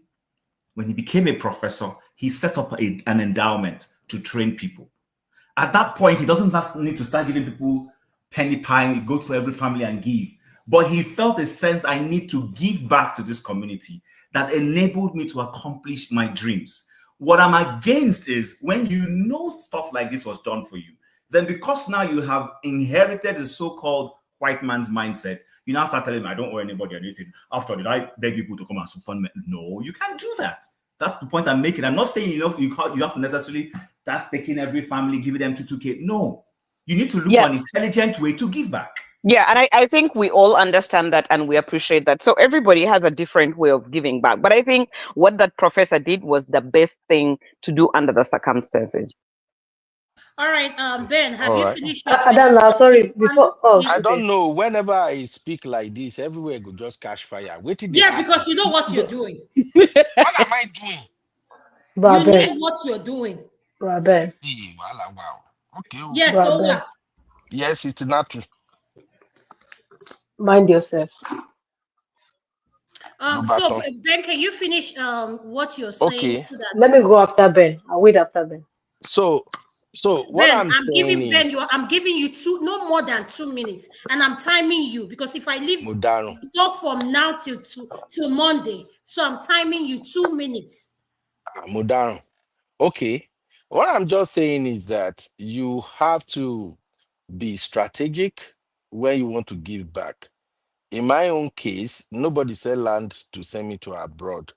But some people did something that has nothing to do with me coming to abroad, but I actually contributed to who I am today. For instance, my elder sister, she raised me from 3 years old when my dad passed. She used to tie me with herself wherever she go, even until she got married or everything. So that way she invested in me one way or the other. Even in my family right now, if you put me in midst of my family people, I'm still very, very different. Even my mindset to how I reason everything, I'm so different, and it's because of how my sister raised me. Now, I spoke about one of my stepsisters. I have many of them. That my stepsister, when I was going to the university, I funded myself all through my university. Even my wife knows about that. But this my stepsister, she is the only one who will buy gari, rice, and beans. She go tie them for what they call this plastic bag, poly bag. So we tie it and give it to driver. She lives in Ikotun. I was living at Ojo. She will give it to driver all through my schooling days. Every now and then, when she get money, she will do that. So even before I came to US, I've been making money in Nigeria. And the moment God opened my path that I started making money, what I did was first off, I picked one of my auntie son, my nephew. He's not the first, but he's more or less like the smartest in terms of hustling. So I pick him. He started living with me. My uncle that raised me, I've spoke about my uncle so many times. I only spent about 3 years with him. But my uncle taught me life lessons that shape me even till now. So what I did, I literally brought 3 of his children to Lagos to live with me when I was living in one room with rug and foam thrown on the rug. They lived with me for about 4 years till I set everybody up. So when I got to the US, everybody was jubilating. You don't travel, money don't come. So even when I got to the US, I have this sense of responsibility that I have to take care of everybody. And I already told you how that almost ruined me. So after I have my wake up call, what I started doing was like, for each of them that are bugging me, disturbing me, I will now look for their kids, the smarter one. Some of them, I pay school fees. I'm still paying school fees right now. But what I did for majority of them is that after their university education, I started paying for their extra skills. For instance, there is one of my younger one that I actually told him, with your accountancy, you won't get jack. What you have to do is to go and acquire digital marketing skills. I paid over 250,000 naira, and that was in 2019. That boy is a big boy now. I can count up like 8 of them that I set Okay. up like that. So Mm-hmm. what I did, the way me I pay back was I finance skill set. I don't Mm-hmm. even do business. The ones that I open business for, now chop they chop the money. So I will Okay. train you and then I set you up and then I provide mentoring. But right now, as I did like this, if you come my DM, go talk, say your mama flood carry and go. I go tell you, may you go wait for where the flood go drop the mama, may you go pick them up. I ain't sending no shit. Thank you. Thank you so much. Natu, I'm going to have you say something, then we'll all have our final submission, then we'll call it tonight. Natu, go Okay, ahead. so before I say what I want to say, I just want to address something I saw in the comments. Someone was saying that if you're doing well, why restrict what you can do for your parents? Blah blah blah. Let me explain something to you. It's not everybody's parents that are understanding. Some parents are users. Do you understand? And if you don't know how to draw boundaries, some parents will drain you until there's no blood left in you. And you have to understand that. So if you know that you have those kind of people in your group, you have to know how you operate with them. They only know what you give them, but you try to make them feel that you can chip in every situation. Let me give you one scenario. There's a girl that came to school in America a year and a half ago, and she got a family, a white family in the church that she goes to, that let them stay with her so she doesn't pay rent. And the church is helping with her school fees. Her parents sent her to America with that school fees. Now, by luck, she take off. But she started working. This girl started chipping in money back home for almost everything. Let me tell you, now shall we remember that girl go do now? The way her father is demanding for money. Your daughter is in school. It's not like she's working full time. But because she has showed them that she can help with almost everything that they need. The father is going for somebody's chieftaincy title, he need money. One cousin is getting married, he wants to sponsor her send forth. He wants to sponsor, he doesn't have money. So he wants the daughter to bring the person that is going to school and working and just chipping in. So the point that we're making here, we're not saying anybody should restrict. If you like, go and give them your 401k. It's not our business. But don't come and be asking for GoFundMe. There are some parents that are ingrates. There are some parents that are users. You have to know what category your own fall into. In my own situation, my mom can never call us and say there's no food in her house. She can never come and tell you there is no this thing in my house. But because we shop for her every 2 months, sometimes we just know and it clicks in our head because our mother she's an empath too. That it has reached time to restock for this month. She can never call you and tell you no. In some family, it doesn't apply like that. I have never taken stuff back home when I was doing business for them to help me sell. For my mom, my younger sister, my brother's wife to sell, I don't get my money back. If I try to sell it myself, I don't get my money back. If they sell it, they get my money back for me, and they don't hold anything back. So I felt lucky on that side. One of my friends tried to do business 3 times, brought stuff to Nigeria over 25K, 3 different occasions. She didn't go up with $1,000. So family dynamics are different. So what we're saying and preaching today is that you just know the kind of family that you come from. And then you also have to look out for yourself. Because the other day, people that are close to me, I was sharing the other day, you just log into work one day and they will tell you that today is your last day. What plans do you have for yourself? You're sending all money back home. In America, at least you have to have 6 months, your upkeep 6 months kept in case if anything happens. Because if you lose your job tomorrow, you're not getting a job next tomorrow automatically. So the point that we're making is that we're saying that take care of yourself. Make sure that your life is also well planned for. We're not saying don't take care of people like that professor did, that he set up that fund. So people might not get to set up that fund. If you have siblings, maybe have a role with school fees. Make sure that okay, every 4 months, I'm providing school fees and everything they need for school. I'm not going to be sending money every month because I don't have. You can also tell them, oh, I'm going to school too. So I might not have money to send every month, but I've planned 4 months ahead. Thank So you. they know that anybody that's asking you for money or anything, they can ask you in advance. Mhm. Before, I used to do spontaneous giving, but now I used to tell them, if you want anything, if you don't give me 2 months or 3 months ahead of time, you can't get it. I'm Thank you sorry. so much. Thank you. Thank you. Well said, Sister Natu. Madam Luke, I'm going to come to you. If you have anything to add, then we'll have our final submission. I think everybody spoke so well. Like, I'll go back to what my father always say, and he always said this in Igbo, and this is how every one of us, his kids, grew up. He always say in Igbo, "Onwe him kwu ụmụ means I didn't plan anything on my kids. Adanna, please, I'm coming. Please. Mr. Oscar, I'm not trying to disrespect you. There's nothing wrong with your assertion. I have home training, and that's why I'm talking to you the way I'm talking to you. If I want to leave my home training outside and talk to you, you'll never come on this live again. Do you understand what I'm saying? I'm just trying to tell that there are different category of people. There's nobody that says you should not help your family. That's what I'm saying.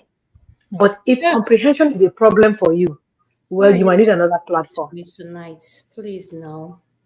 Okay, thank you. Please, can we be respectful in the comment section? Like the way my fingers is going, I don't want to do any blocking. Please, you guys, can we just be, we are grown adults. Like, you don't have to like what Adanma says or Natu says. Like, you don't, must you comment? Like, can't you just ignore?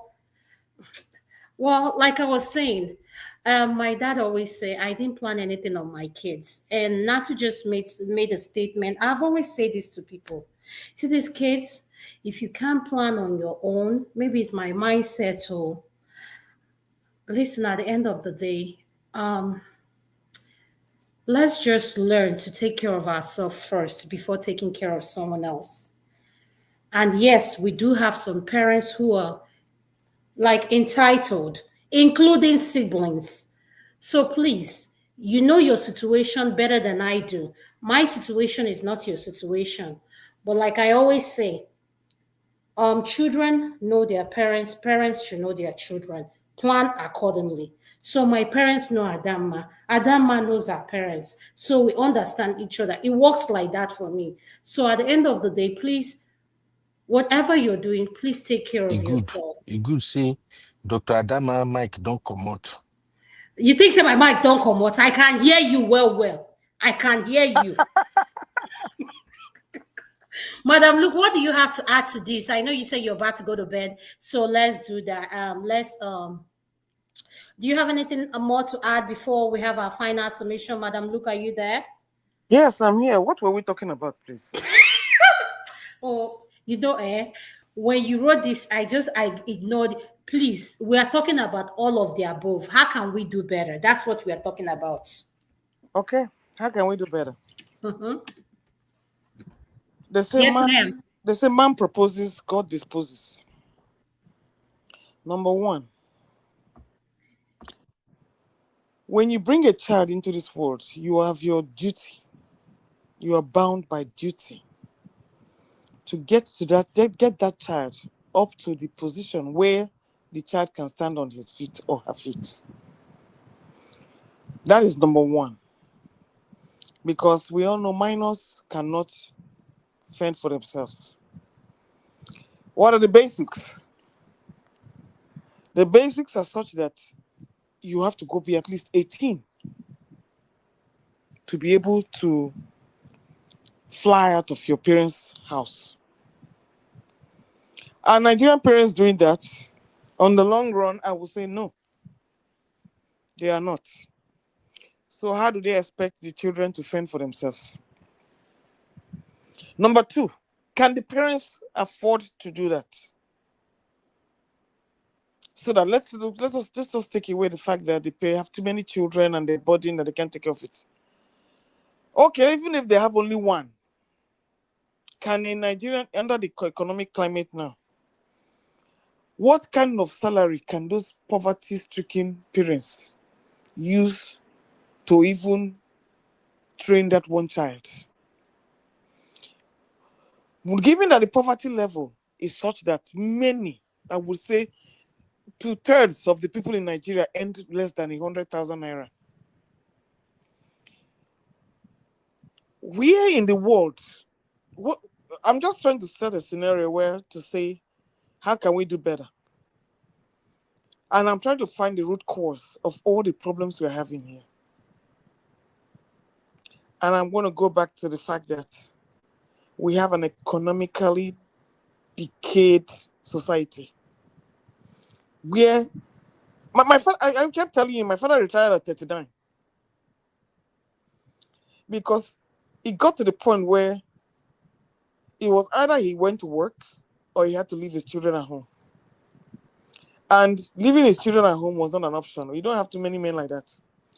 And as a result of that, he had to suffer economically because he was a single parent. But thank God my mom was able to pick up the slack. But we don't have that kind of situation many times in Nigeria because even when parents are able to, the economic climate is not enough. Look at here in Abuja, we have medical doctors who are not being paid for 9 months. You have teachers who have not been paid for a year. Please, how do we do better? Is it in your power to do better? Many people are jackpotting. People are selling their property to leave Nigeria. How do you cope? Even those that don't have children cannot even cope. Not to talk of those with children. So going back to what I'm saying, can these things be avoided? Sometimes yes, and sometimes no. We have some people who are lazy. Even if it's to go and find something to do, they will not do it. That is where the sense of entitlement comes in. But what do you do about your minor children? The government has failed you. You cannot work. You can't get your income. Even to get your pension is a problem. Okay, you put the children through school. They decide that it's Yahoo they want to do. And they will fail on their own because they fall by the wayside. How do we do better? I don't know. Because sometimes it's not even in your hands to do better. Okay. So if you don't know your hands to do better, what do? That means you're raising a generation and a place where the burden is going to always be on you and you're always going to make the wrong choices because the opportunities to improve yourself is not there. Here, if you don't go to college, you go to trade school. What places do you, what are the places? What are the programs put in place for both parents and children to empower themselves? Okay. So please, the last thing I would say, self-care first. It's only if you can take care of yourself, you can take care of anybody. Anybody, the parents or the children, you have to put yourself first before any other person. If you're making sacrifices to put others before you, then you're a fool. Okay. Thank you. And Madam Luke, I hope we all are tuning for next week, part 2. We are going to be dealing with this issue, particularly on the people in the diaspora. As much as we've spoken and say, oh, people back home, they are not doing this, they're not taking care of themselves. How are you going to educate them and all this stuff? Well, I'm going to shock you all with all your level of educations and everything. You all are doing too much in the diaspora. So next week is going to be diaspora edition of this topic. So let's get ready. So we are all we speak eloquently. We know the right thing to do. But guess what? Next week we're going to be addressing our issues with our own kids here in the diaspora next week. So I hope you guys join us next week. So I will unpack that when it comes But to. will you let us do Bass Bush that next week? Are we going Bass to Boss do go dey Bass next week. Bush? Bass Okay. Boss go dey next week because now the topic where you did like. That's both good day next week. So with that I being don't said, want peace. Don't want peace. you don't, with that being said, honey babe, what is your final submission for the night? I think my final submission is maybe from my point of view, I'm based in a diaspora. My mum and dad met in the late 70s, so I don't have the same experience of a lot of people on this panel. Maybe that's why there's a disconnect and people are taking certain things literally. But I'm of the opinion personally that do as much as you can. I personally believe that it's all about, like I said, the analogy of the plane where you have turbulence and you have the face mask. They say to you, fix your own face mask first before you help anybody. And I think my point of view is that you need to be at a place where you're financially, well, I use the word that people say like you shouldn't use, financially sound. Obviously, there's a spectrum in terms of financially sound. But what I'm saying to you is that you can't give what you don't have. And I think if it gets to a stage, even if there is an obligation because someone sold land, if you don't have it, what are you going to do? Are you going to be deleted because of it? If you have the money and someone sent you abroad and there was that agreement and they're able to succeed, then fine. But there's a lot of stories where people sold land, went all the way to the UK, the US and Canada, and it didn't work. And unfortunately, that money has been wasted. So we need to think about those stories as well. There's always this assumption that there has been a success story. There's a lot of stories with what I've said where it doesn't go that way. What do you do? I think there is the conversation in terms of what Madam Luke said, that we need to fix the problem in terms of having infrastructure, having education, having good schools.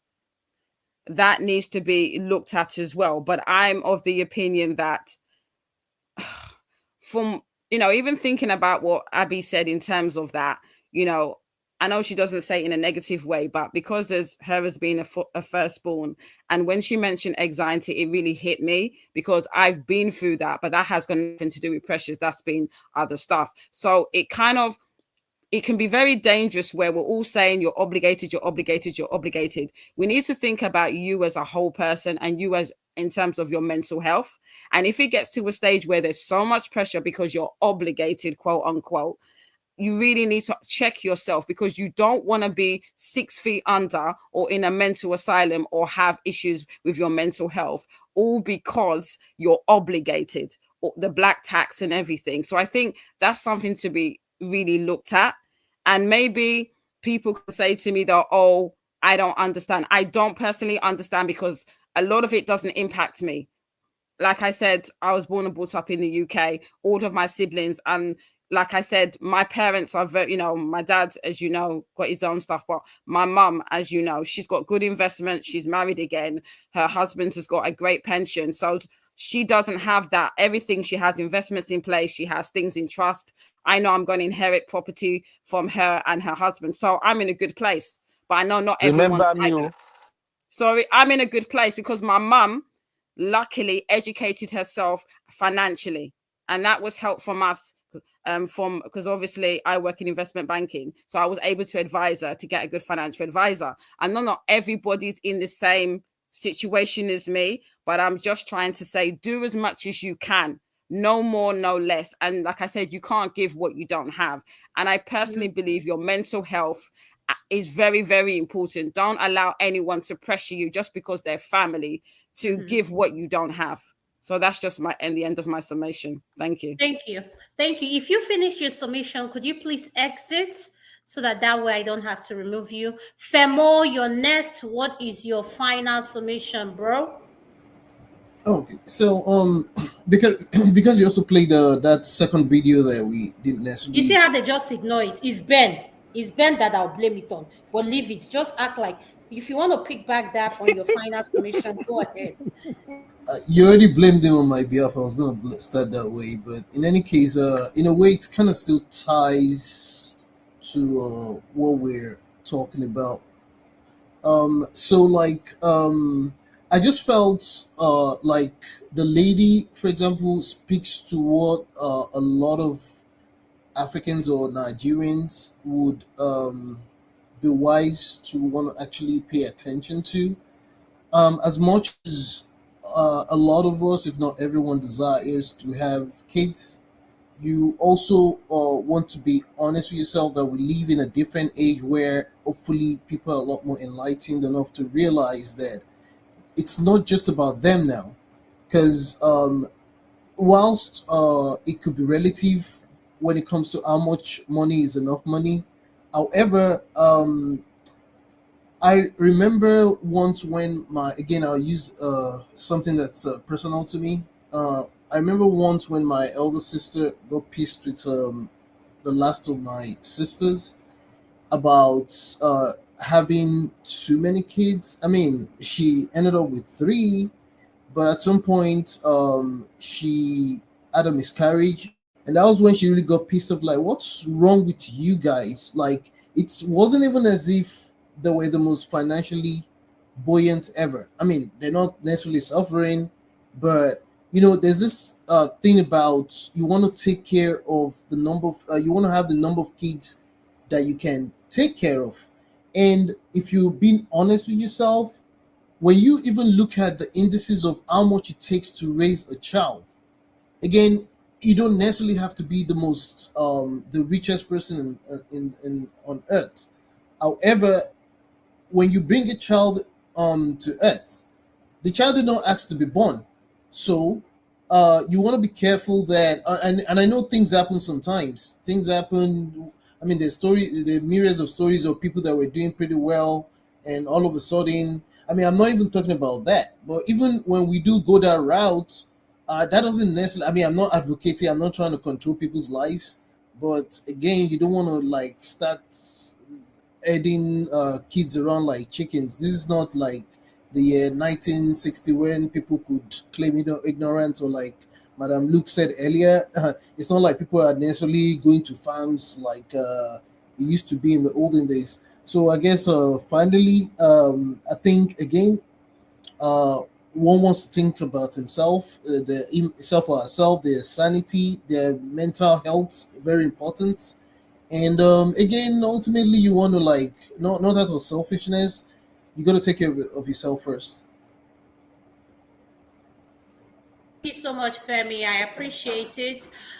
Chim and Madam Luke, you're going to speak last. So if you finish speaking, could you please exit? Misty, you're next. What is your final submission? Thank you. Misty, what's your final submission? Hi. So for me, I feel like my parents, I'm sharing my personal experience. My parents gave me everything and the best of everything they could give me to put me through school, and until the point where I was really able to take care of myself.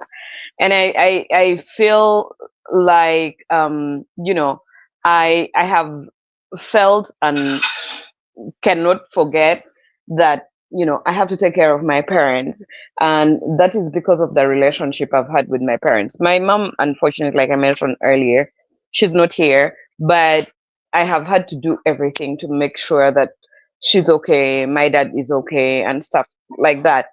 It's not like they demanded for me to do that, but I just felt like I needed to do that because they really, really took care of me and everybody else. um I'm trying to connect that to what Natu said. Natu said, take care of your parents, but know what kind of parents you have. We all know what kind of parents we have. Sometimes you may not be lucky enough to, you may have parents who, they want to take on extra projects that are not even related to them. And maybe they just want to show, and they want you to be funding all these things. You don't need to carry on those projects that you don't have to. They want to create projects for you that you don't need to take care of. You're possibly struggling to make sure everything is working out for your family, especially for those of us in the diaspora. You don't need to shoulder those unnecessary projects, so you need to have boundaries. For in my case, I am I'm such a giver, and I'm an empath as well. So I struggle with boundaries because I always feel like, you know, somebody in the village, they'll tell you how ill a neighbor is, and their hospital bill is possibly only $200, but somebody is probably going to delete because they don't have money to get treatment in the hospital. I'm always thinking, I can take care of that. What would it mean for me to just ignore that, and then somebody passes on, and then I have to then contribute to, you know, the burial and stuff like that. So it's something that I guess I struggle with, but generally, I like everybody has already said before, try to take care of yourself, try to be in a good place before you can give. With some of us, it's an ongoing struggle, but hopefully we can get there and be better for ourselves. Thank you, everybody. I feel like everybody really had great points to put forward. So I appreciate that. And I've learned a lot from the panelists and those who are in the comment section. I appreciate that. Good night and take care. I hope we speak again tomorrow or next weekend. Thank you. All right, Thank you, Miss. Dr. A. Thank you so Sorry, much for joining sorry, us. I beg, Dr. Adama no verse. I hope Misty no send invoice because if not me now, she go send invoice. No verse. So Beno, you have What does this have problems. to do No, with you? no, no, Dr. A, let me finish. Dr. A will pay me without me sending an invoice.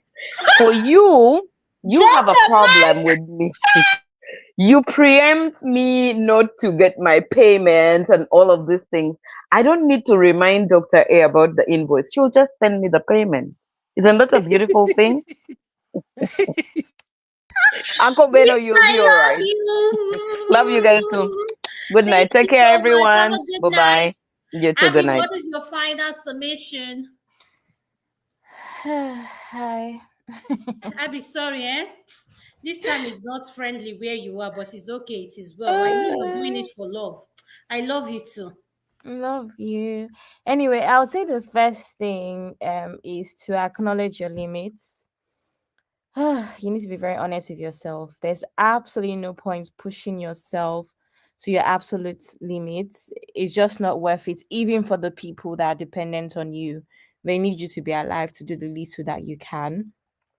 I also say it's important that you communicate your boundaries, be transparent about your boundaries.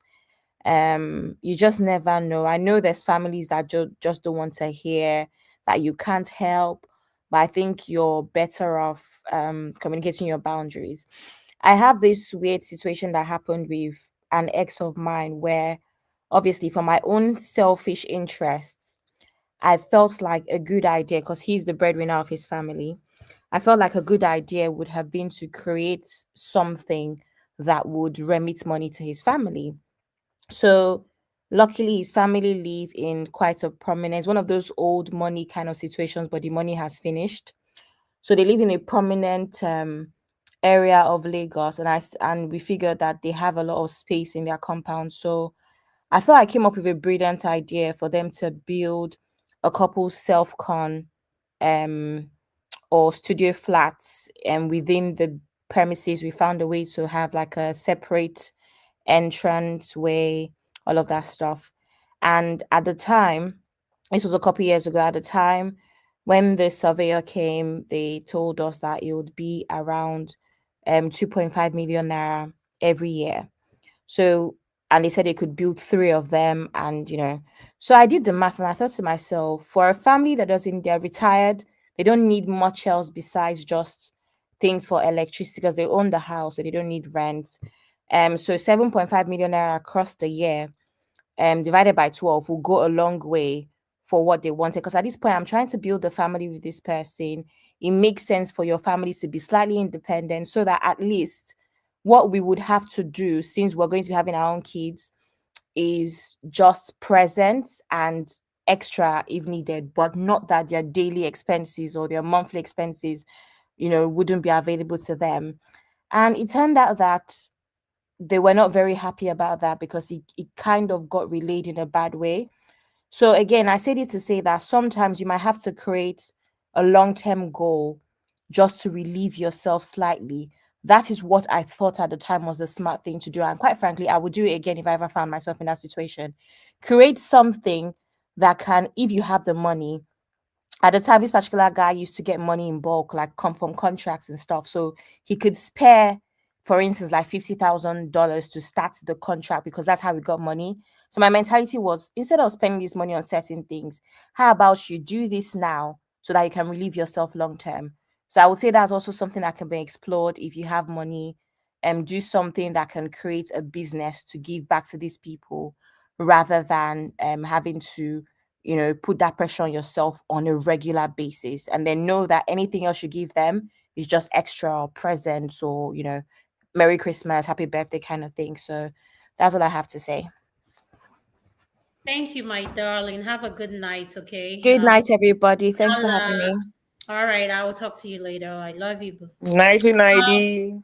I'm going to come to you, Sister Natu. What is your final submission, ma'am? Okay. Let me bring my home That's what training you back. did good today. You know what normally happen doesn't. Yeah. Just That's give why, information. I have a lot of my favorite people on the panel, so I'm trying to explain You don't need to myself. tell me. They are here now. They are here. They are here. I see them. So I'm just calming down so that they will not say this girl is wayward, don't have home training. So I'm going I to start my beg, that is the submission. least person that you cannot, we can't give you that kind of title. That's not your title, please. I love you, That's Madam what they Love. say. Thank you. You. That is my title now. Have they Uh, given it to you? they have given it to me. Oh. Oscar has given me, say I don't have home training. What will I say? And I'm telling you, what I'm talking about, some family that are users. I had a cousin. I used to do Uber to give that girl money. When I started realizing that she was using me, when I sent that girl to the store to get stuff for my parents, I don't give her a cap of what to get for herself. I just said, get whatever you're getting for yourself and send me the bill. She, just for herself and her son, when she sends me her bill, it's almost my parents' bill. I'm not making this up. So when I realized, I started cutting her off.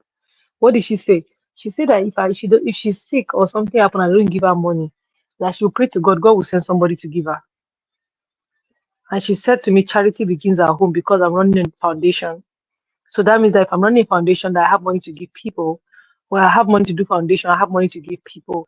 And that's the mentality people are not getting. So for me, starting that foundation is not because I have money. It's because of the number of family members that I keep losing to breast cancer that I started that. But people are not getting that. But that's by the way.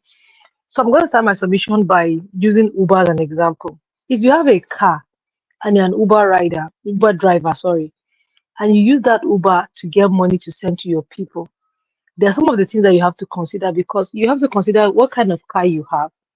If it's not a brand new car, your car might have problem at some point that you have to fix. Are you setting money aside for that? You have to pay insurance every month. Are you setting money aside for that? You have to buy fuel every time you're going. Are you setting money aside for that? So if every time money is coming, you are sending it down to people, the day your car breaks down, what are you going to do? That's the source of income that you're getting money to give to those people. Do you understand what I'm saying?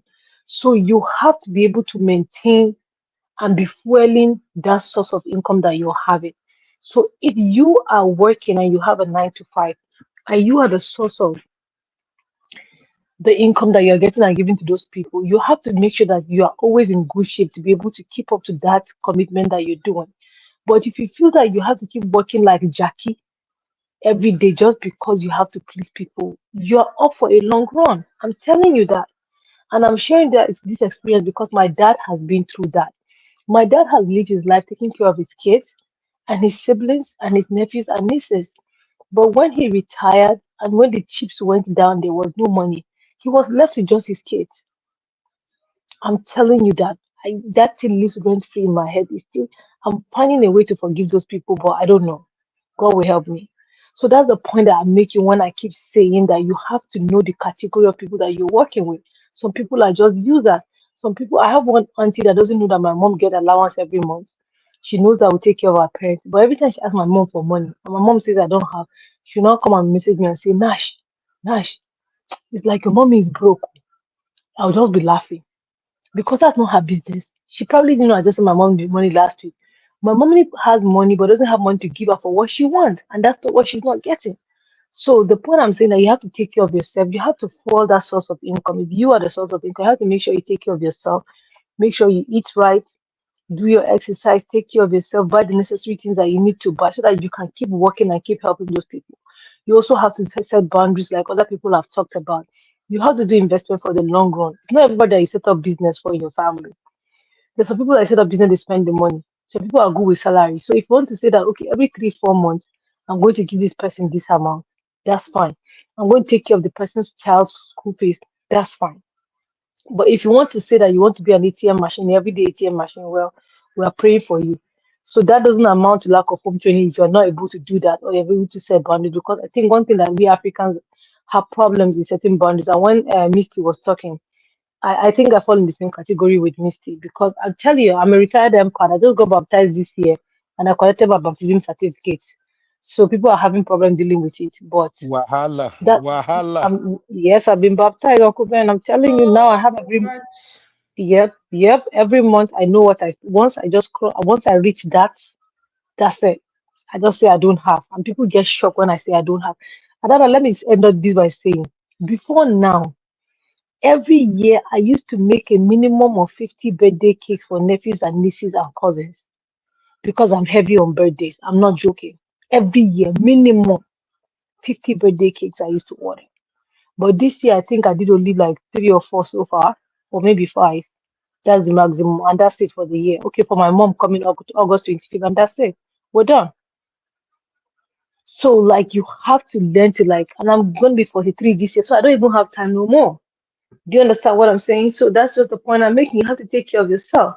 I'm not saying that if you have enough, don't take care of people. Some people don't even know how to give. That's the funny thing. So, even if they have more, they will not, they'll still not give. So, just because you are a giver, don't let people use your head.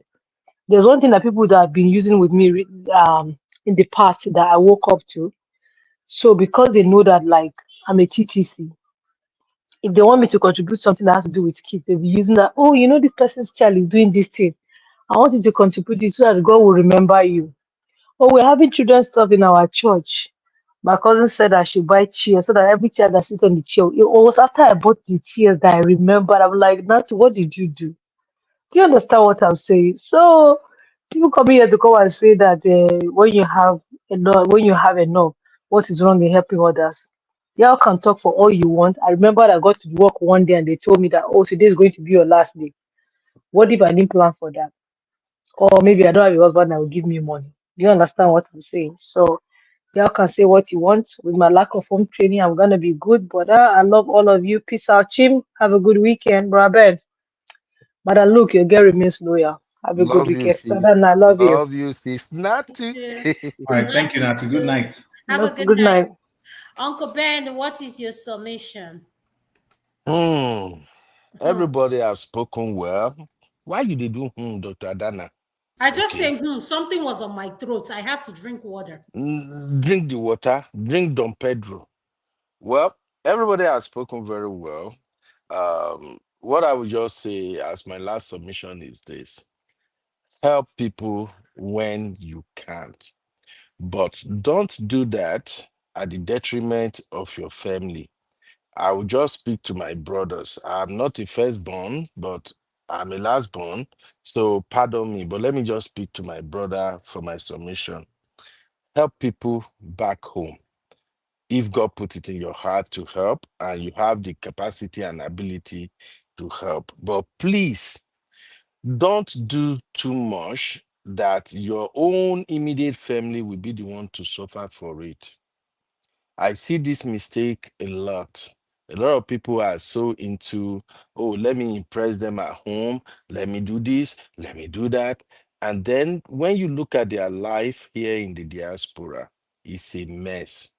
They are living in some low grade apartment, yet they are building mansion at home, yet they are the one paying every school fees and everything. It's good. And like one of my brothers said earlier, if they sell property land to send you abroad, you owe them. Oh.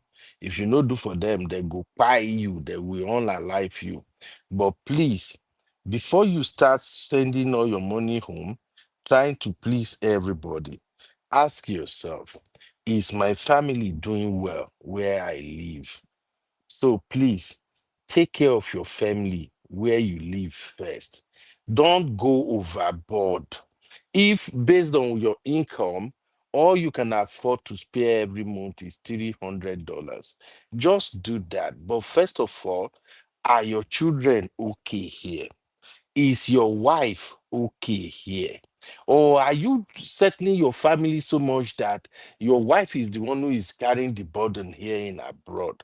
Because at the end of the day, if you try to settle everybody back home and your immediate family are suffering here, you won't have good life. Oh. You will never have rest. Oh. You won't have peace of mind. Help people. And that is why I'm preaching strategy. Look at your family members. Who are the people who need the help the most? More importantly, your dad, your mom. If you know they are not well off, take care of them. Please do. Many of our parents back home, the money to take care of them is not even much. If you can get them a good healthcare clinic where they can go for checkup, if you can buy their food, do it. Okay, good. You want to build a house for them. Do you have the money to do that now? I know of people who are building houses for their papa, their mama. Even the papa, mama don't buy before they finish the house. And here in abroad, they are having issue with their family. Them and their wife, they are fighting every day because money no day. Now excuse up and down. Please make sure you take care of your immediate family first. Make sure you settle them. Even if you don't have money to do that much, but make sure they are fine. They are good. Your wife may not be complaining, but if you are suffocating her, after a while, those family you are taking care of, by the time your wife begins show you abroad shaggy, those family will not be here. So my final take is just like that. Help when you have the ability to do. Don't go and pie yourself trying to impress people back home. Those people back home no send your papa, they no send your mama. Many of them are appalling. I share my own story when I went to Nigeria the last time. All the people in my DM, hey brother, this one don't happen. Hey aburo, that one don't. When I got to Nigeria, if you see their houses, if you see their cars, shock, you go shock. So please take care of your own family here first. Make them comfortable. Now, when you have extra, go ahead and do I'm the breadwinner. But bros, if you know say you are not an akara winner in abroad, don't prove to people in Nigeria that you are a breadwinner. They will take care of themselves. If you do too much, you are going to be breeding people who will depend on you. They will just be looking out for you every month. Oh, you go send money. And guess you what? If you no send that money, 5 months, 1 year, nothing will happen to them. So please make sure your wife is good. Make sure your children are good. Even you yourself, make sure you are living good here in abroad. I went to vacation where I went to. I saw a lot of men that look like me. They are family men. They all brought their families there 3 children, 2 children, 4 children. When I see those men, even me, when my sister they laugh, say, hey, I get 1 pack, I don't get 6 pack. I was like the local champion because now my own 1 pack, nice small pack. The rest of the men, they are one pack, it big past my own. And I was happy to see them because they are giving their wife, their children, the life they desire. So please help if you can, but make sure you have the capacity and ability to do that. Don't let them force you. Do it at your own will. And finally, learn to say no How many times when did you it is say finally? important. Dr. Adama, finally learn Mm-hmm. to say Let it be the no. finally. Thank you. Thank you. I know say you they pursue me. I not go buy you Don Pedro again. Thank You you, will still everybody, buy for them. You will having me. still buy them. Love you, Uncle Thank you, Ben. Dr. Thank you for Adama. your Love you, final Mama. submission. Thank you. Have a good night. Madam Luke, what is your final submission, Mama? Why are you leaving Uncle Tim out? Let Uncle No, Tim you'll talk. be last, or you'll be last. What is your final submission? Okay. All right. Final submission. Everybody has spoken well.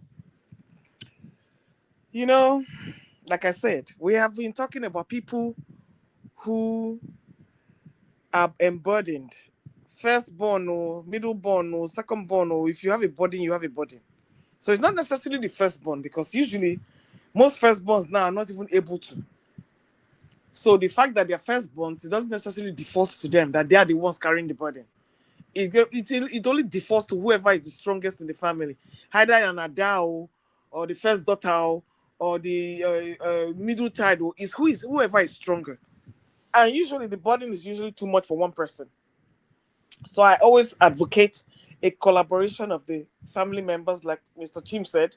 You people should talk it out, divvy it out in the smallest capacity that you can. Even if you're not bringing money, okay, who is staying with mama? Who is staying with papa? Or who is? So I believe in division of labor when it comes to taking care of these responsibilities in Nigeria. But I will always push back to the fact that there are no facilities or programs in place for you to empower yourself. So even if you want to take care of those children, even if there's only one, you cannot do it because the opportunities you have there in Nigeria will not allow you to maximize your potential. Case in point, I've already mentioned those doctors who haven't been paid. Is it for lack of trying that they could not feed their families? Is it for lack of... Listen, the Nigerian economy has turned everybody into a beggar. Everybody is a beggar. Forget those ones that are, when you see their houses, how many of them get... See, we are talking about only 30% of those people in Nigeria. When you come to your innermost circle of family members, how many of them are doing well? How many? Not many. So, because of that, I see the struggles. I know people of my family members who are employed. By the time they get their pay, they're already in debt. Because it takes so long for people to get paid in Nigeria. You will work for like 6 months, you still haven't received a drop of paycheck. What do you expect them to do? Is it because they did not work? So we oversimplify this problem in Nigeria. And you think the Nigerians are the ones that are causing the problem because they have a sense of entitlement? Yes, but those are only very few. Most Nigerians are living in abject poverty, not for lack of trying, but because the government has failed them. Do you know what it is to owe somebody for 9 months and 1 year? How do you expect them to feed? Before I yield, I will say so. I am at the point where I have lived a good life. And I have never, in all my peers, all the people I grew up with, I don't know anybody that is suffering this firstborn problem. This must be a new culture. Because like I said, when I was growing up, it was unheard of. My grandfather, I told you, had 30 children. There's none of them that carried a firstborn body or middleborn body. None of them carried that. So this must be a new generation, Babangida and downwards era, because like I said, it was unheard of. In the 70s, the 80s, the 90s, it was unheard of. So I will defer everything back to the government and the Nigerian situation because they are not empowering people to take care of themselves. You have no pension plan. You have no retirement benefits. How in the world are you going to cope? So in that note, I yield. Whatever you can do to help people, you can do to help them. I will not see my family members suffering in Nigeria and I won't help them because I know it's not their fault. So whatever you can do, you do. When they know you don't have, they will sympathize with you don't have. Only a wicked relative will keep asking and asking and asking and push you to the wall instead of praying for you and help you, using what you gave them to sow the right seed. So do what you can, but take care of yourself first. The day you cannot have, your family members will understand that you don't have. You don't have to carry that burden alone. Thank you. Thank you so much, ma'am, Madam Luke. I'm going to, can you please exit?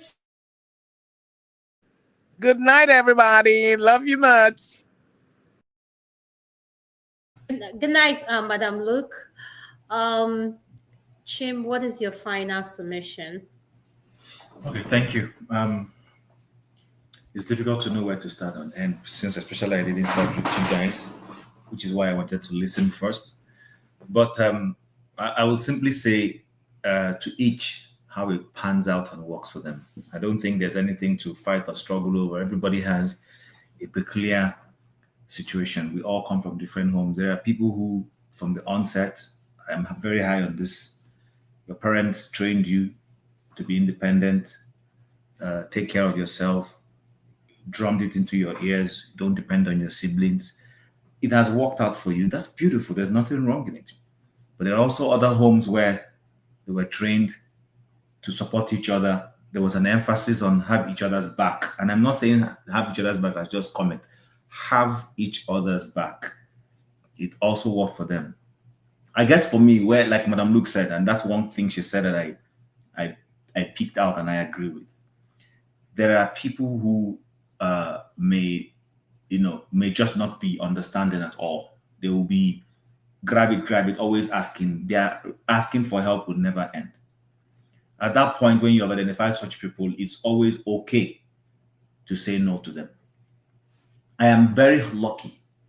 My parents gave me an education up until a master's degree. I didn't fund it. They funded it for me. I don't know what student's loan is.